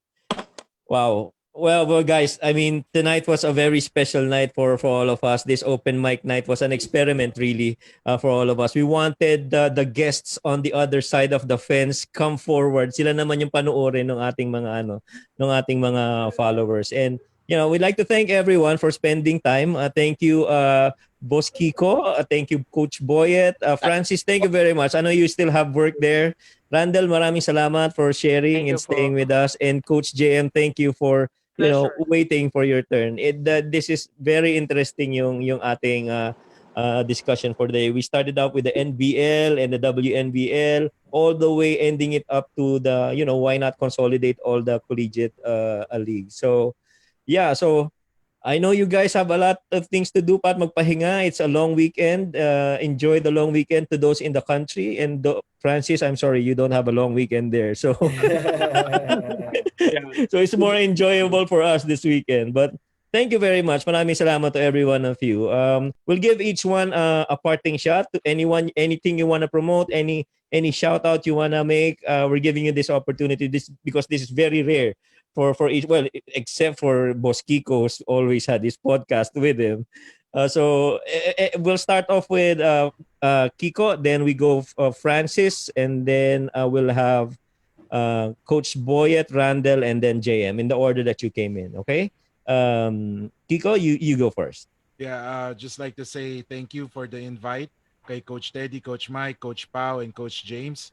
It was, a pleasure talking to you all about basketball. And I'm sure na marami din natutunan dun yung mga nakikinig sa atin.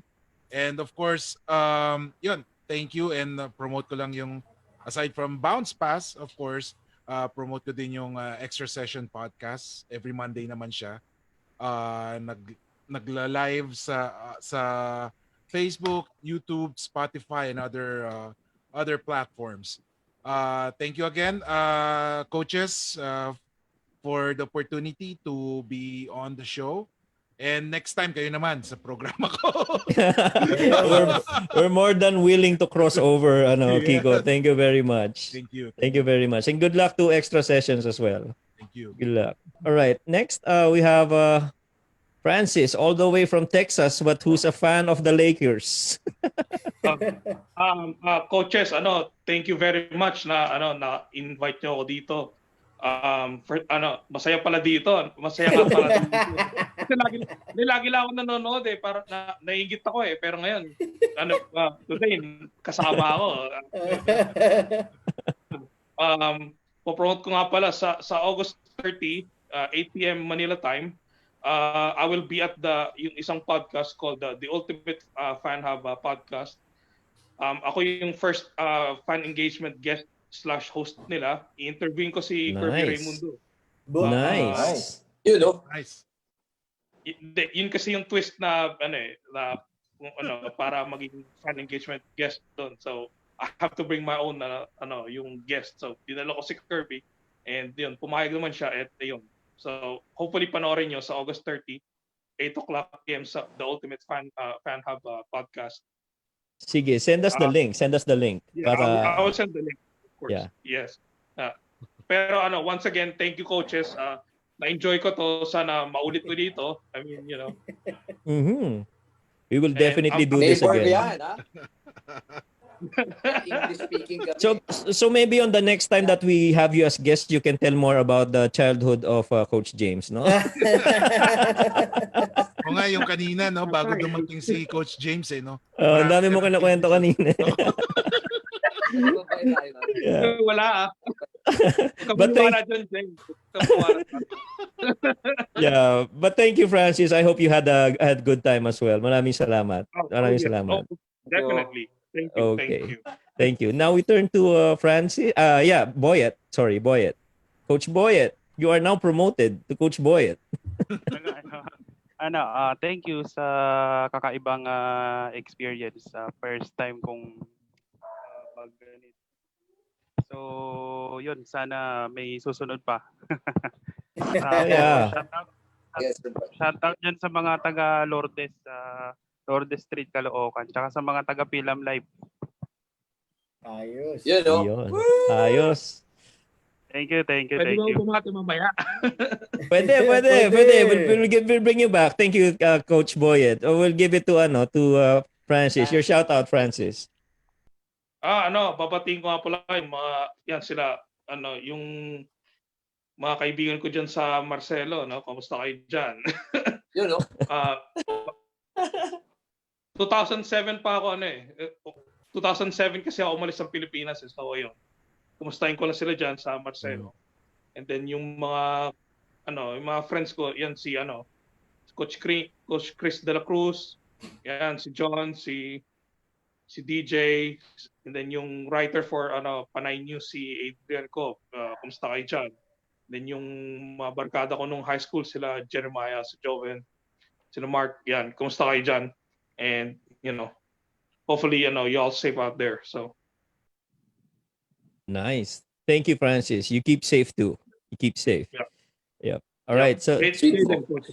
yeah, thank you. This time we have Randall, ang pinakabata sa ating lahat. Matanda lang sa akin to ng 2 taon eh. Pagka-batch kami nito, nag-abot kami nito high school. Ganon. Go, Randall. Okay, first of all, papasalamat po ako sa inyo, Coach Mike, Coach Ted, Coach Pao, and Coach James sa binigyan yung chance po sa akin na makapag-share ng konting knowledge ko po. And nagpapasalamat po ako sa inyo kasi dami ko pong natutunan na mga bagong basketball insights and lalo na po sa mga guests natin. Especially Sir Francis, ang dami ko pong natutunan sa'yo. And promote ko na lang din po yung Bouncepass and yung other podcast po na mga guests po natin. Then, batiin ko po yung family ko, yung kuya ko and yung pamangkin ko po.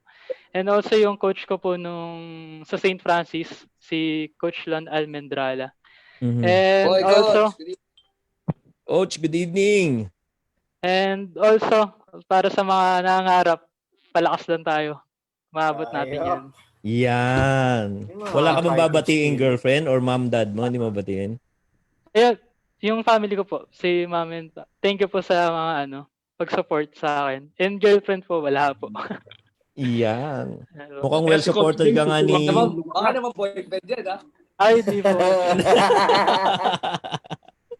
Alright, thank you, Randall. I hope you also had a good time. Magkikita rin tayo dyan sa San Pedro. Dito lang ako sa Carolina. Ang lapit na. Yes, po. Magalapit na magalapit. And finally, Coach JM. Actually, Bouncepass, I would like to thank you for this opportunity sa inyong apat dyan. Coach James, Coach Teddy, Coach Pao, Coach Mike. Kasi with this pandemic, marami tayong mga natutunan. Actually, this is the time for us to reflect and also the time for us to change what are the things that we need to do.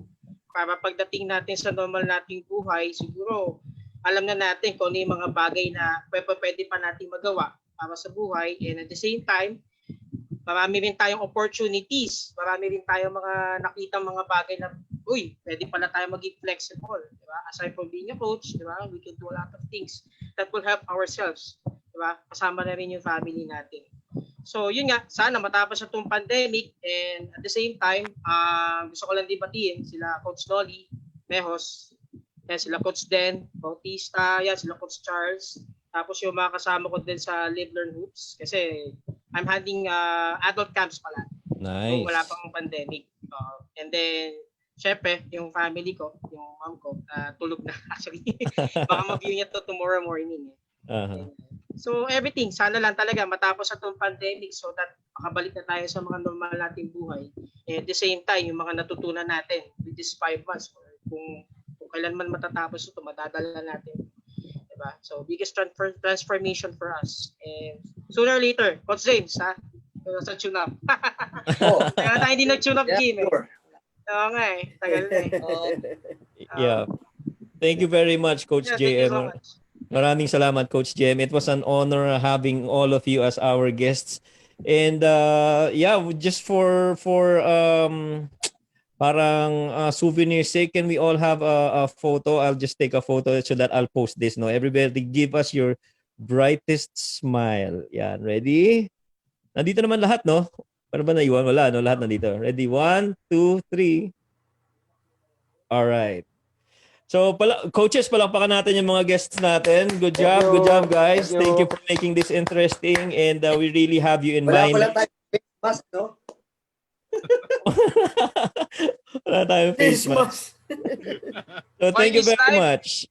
Ball is life. Oil is life. Thank you very much, everyone. So, in behalf of all the coaches and our guests for today, maraming salamat po sa inyo, aming mga Bouncepass viewers. And next week, wait for our really big guest. We promised you, especially yung mga guests natin this week, and it's our followers crossing over here and talking about basketball, and kaya Sabihin na naman natin, tayo Coach. nandito. Ha? Sabihin na natin. Wag Gusto muna. ko. Wag muna. I-excite natin. Surprise. Surprise nga eh. Surprise nga. Okay. So in behalf of Coach Teddy, Coach James, Coach Pau, Coach Mike here, telling everyone, remember, if it's anything basic basketball, Bouncepass is your page. Good night. Good night. Bye.